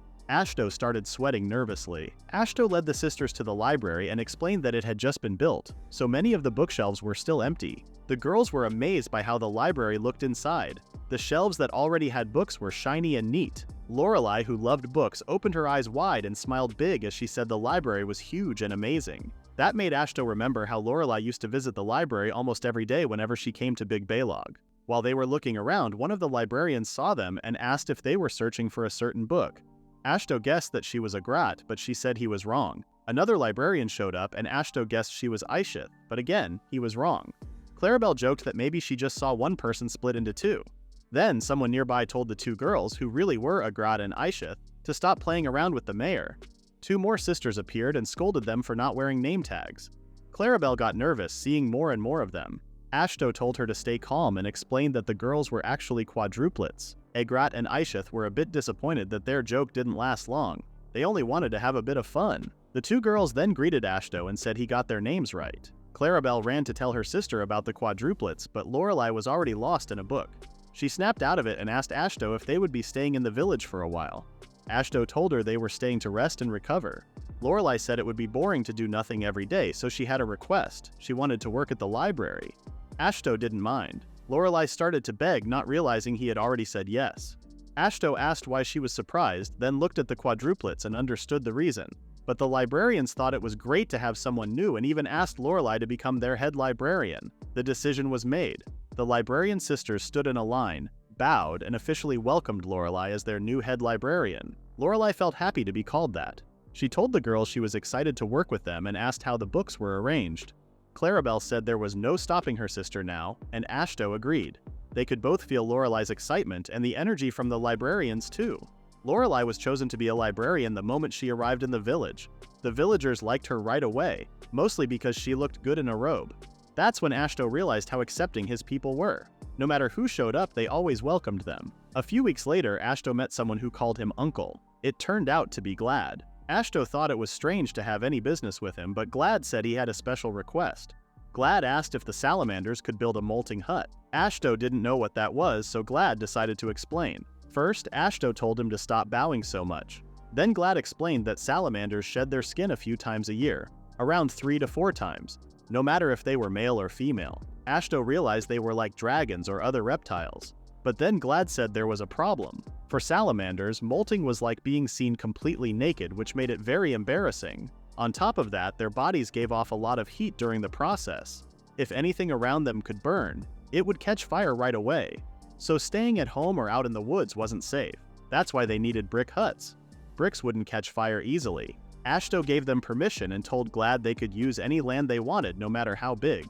Glad was thankful and said they would pick a spot at the edge of the village. Ashto then wondered if the elder dwarves were helping build the huts. But Glad said the salamanders would build them by themselves because they didn't want to bother August or the other dwarves. Ashto thought about it. He felt the salamanders were a bit too serious about doing things on their own. The other races in the village were relaxed and easygoing, so the salamanders stood out. Ashto understood that they cared a lot about ranks and respect. But in his village, he wanted everyone to be treated the same. He asked when the next molting season would be. Glad said some salamanders would start molting in just a week. Hearing that, Ashto decided to ask the elder dwarves to help build the huts quickly. Glad was surprised and said they didn't want to trouble anyone. But Ashto explained that it was normal to help build things that everyone in the village needed. If one group was having a hard time, the others should help. Glad tried to come up with another excuse. That's when Ashto asked what would happen if August and the others found out that the salamanders had built something without telling them. Glad suddenly imagined a huge storm with August in the middle of it. If the elder dwarves saw something poorly built, they would explode in anger. Realizing his mistake, Glad thanked Ashto and quickly ran off to bow and ask the elder dwarves for help. In the end, Ashto had used the idea of hierarchy to scare Glad into doing the right thing. The brick huts were finished before anyone even realized it, just like Ashto had expected. Glad didn't know how to thank them enough, and August told him not to wait until the last minute next time. Ashto also thought the huts looked pretty good. August said the 2 huts in the front were for molting, and the one in the back was for laying eggs. He told Glad to bring the woman over soon since the egg laying would happen before the molting. Glad thanked him, but Ashto was confused and didn't understand what they were talking about. He asked what they meant by egg laying. August was surprised Glad hadn't explained it. Glad apologized and said it was something personal and he planned to tell Ashto after the eggs were born. Later, Ashto went to his garden and saw Mandrake standing there, pouting. He asked what was wrong, but she didn't say anything and just walked away. Ashto noticed she had been in a bad mood lately and he kind of understood why. He told Wood it was time to go back and have some snacks. Wood said he wanted donuts. Ashto guessed that Mandrake's mood had to do with something popular in the village lately: special donuts made with all-round leaves. When those brewed leaves were mixed with normal ingredients, they made the donuts taste extra sweet and really good. These donuts had become very popular, especially with high elves, silver catfolk, and demon hounds. Even salamanders and elder dwarves liked eating them. Ashto happily invited Mandrake to come back home with him, but she stayed quiet and walked away again. Basically, Mandrake was jealous. Only all-round leaves were being used in the donuts. Mandrake's leaves weren't sweet, so they couldn't be used for desserts. They were a bit spicy and bitter, unlike the sweet and sour all-round leaves. Even all-round was starting to get worried. Ashto told her not to worry too much and said Mandrake would feel better soon. For now, he had to get the ingredients for something ready for the next day. The next morning, Mandrake was still feeling down. Then, Ashto called her and asked for her help. He wanted her to come to the kitchen. When Mandrake peeked inside, she saw a bunch of vegetables and herbs on the table. Ashto said he was trying to figure out how to cook mandrake leaves. Since it was just the 2 of them at home, he asked Mandrake to help him cook. That made her happy, and she gave him a hug. First they had to cut the vegetables, but Ashto wasn't good at using knives. Mandrake offered to do it. Ashto brought her a chair so she could reach the table. She focused as she chopped the vegetables, and Ashto said she was better at it than he was. Mandrake said she used to help out a lot at Muti's place. Ashto thought she was really good at it. While Mandrake was cutting the vegetables, Ashto started frying some garlic and mandrake leaves they had just picked. The smell was already delicious. When Mandrake finished chopping, Ashto praised her again. Then he checked Shella's book to see what to do next. He saw that the next step was to cook the rest of the spices in a separate pan, making sure they didn't burn. After that, he had to add onions and cook them for a little while, then pour in some water. Next, he needed to add the vegetables, meat, garlic, and the fried mandrake leaves and let everything simmer. Ashto followed the steps in the book, but he still wondered if it was really that simple. Just then, he smelled something coming from the pot. He wasn't sure what it was, but the scent made him super hungry. Even Mandrake was already drooling. After a while, the soup finished cooking and was placed on the table. Ashto was surprised and invited Mandrake to eat with him. He took a bite and said it was really spicy, but also really tasty. He felt happy that the dish turned out well. Mandrake looked pleased too. Ashto thought the mix of meat, vegetables, and spicy soup made a great flavor. He also liked the donuts, but he never thought an ingredient used for elixirs could make such an amazing soup. Soon the others came to visit Ashto. His little sister asked what smelled so good. Mayuti said it was making her very hungry. Sherry asked what her big brother had cooked. Ashto was happy they made it back just in time. He told them he made a special soup curry using mandrake leaves. He asked them to try it because it was really tasty. The girls served themselves and also found the soup spicy and delicious. Muti said she couldn't stop eating. Silmeria quickly asked Ashto for the recipe because it tasted so good. When Mandrake saw everyone enjoying the food, she smiled too. One day, Ashto received a report from Balgildo. Balgildo had taken a different hunting path and found a spring. At first, he thought it was a lake, but it turned out to be a spring, and it was much bigger than any he had ever seen before. Ashto thought it would be a good idea to check it out. Balgildo mentioned that there were fish in the water and suggested they go fishing together. Ashto agreed. Sherry heard about it and got excited, craving fish. Mayudi also got excited and decided to make a lunchbox for everyone. Elmira suggested they bring fishing rods, which they could buy from Dimitri's shop. The Dragon Sisters were also excited and wanted to swim. Others wanted to come along to see the spring too. It seemed like almost everyone wanted to join. However, Ashto realized they couldn't bring everyone, as they were only planning a small trip to check things out. Just then, Panda spoke up. He said he knew about the spring because he had passed by it on his way to Ashto's village. He mentioned it was beautiful and the water tasted delicious. Ashto asked if there were any dangers around. Ponta assured him that there weren't many monsters fighting over the water. Since Ashto liked fishing too, he hoped it would be a peaceful place where everyone could relax. He then asked Ponta to guide them there. In the end, the group became pretty large. Since Ponta had small legs and couldn't keep up, he offered to be carried. Mayuri quietly looked at them and showed with her face that she also wanted to carry Ponta. Meanwhile, the children were happily humming as they walked. Ashto was glad they were having fun, especially since it was their first time leaving the village with so many people. Knowing that more children would be born in the village soon, Ashto decided to make sure the village's surrounding area was safe. Elmina asked Lorelei if she had ever gone fishing. Lorelei said she had never tried it because if she wanted fish, she could just dive into the water and swallow them whole. Elmina told her not to do that today. Ashto, listening to them, seemed unsure. Elmina said fishing was fun and offered to lend her fishing gear. Lorelei asked Elmina to teach her everything. Ashto thought it would be historic to see a high elf and a dragonkin fishing together. Ashto then asked Ponta how far the spring was. Ponta said it took him 2 hours to get there, but since Ashto had longer legs, they might get there faster. Ashto figured it would be about an hour's walk. Since everyone was enjoying the walk, he wasn't worried that they would get tired. An hour later, the group reached the spring. The children were the first to greet it and were amazed by the view. Everyone urged the tired Ashto to hurry up. Ashto hadn't thought about Ponta's wait during the walk. Elmina complained that Ashto didn't have enough stamina. When Ashto saw the spring, he agreed it was beautiful. The spring, he remembered, was always covered in algae and smelled bad no matter how much it was cleaned. But here, the water and air were fresh and clear, making the place feel comfortable. Clarabelle wanted to change and play, but Lorelei stopped her. She warned that something might be in the water and told her she could get eaten. Clarabelle got scared. Lorelei also mentioned how their mother had told her about past accidents, so no one could dive in until it was safe. Clarabelle listened to her. The group spent some time at the spring. Elmina and Lorelei went fishing. The kids played in the shallow water. The demon ogres kept an eye on the area. Ashto saw how peaceful everything was. Mayuri then called everyone over for lunch. Elmina approached Ashto and told him there was a small island in the spring. Ashto was confused. It was true, there was a small island in the middle of the spring, but it was far away.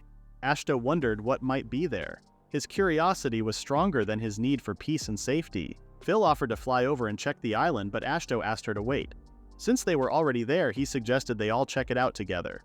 He then proposed using a boat. The spring was big, so he thought a large boat would be good for sightseeing. Mayuri somehow agreed to the idea. Ashto asked Balgildo about the area around the spring, and the demon ogre confirmed there was no danger. Ashto decided to ask August and the others to build a boat. Once it was ready, they would explore the island. Mayuri noticed Ashto seemed strangely excited. Ashto then warned Phil not to go to the island alone before the boat was ready. Phil said she wanted to go with Ashto anyway. Mayuri mentioned she had ridden a small boat before, but this would be her first time on a big boat. Ashto reminded them their country was landlocked. For now, he suggested going back to the village to start planning the boat. Suddenly, the water behind Ashto started to move strangely. He heard a voice calling for help from the water. Ashto turned around, but no one was there. He wondered if he had just imagined it. That is the end of the recap at chapter 35. Please read the pinned comment about the next part.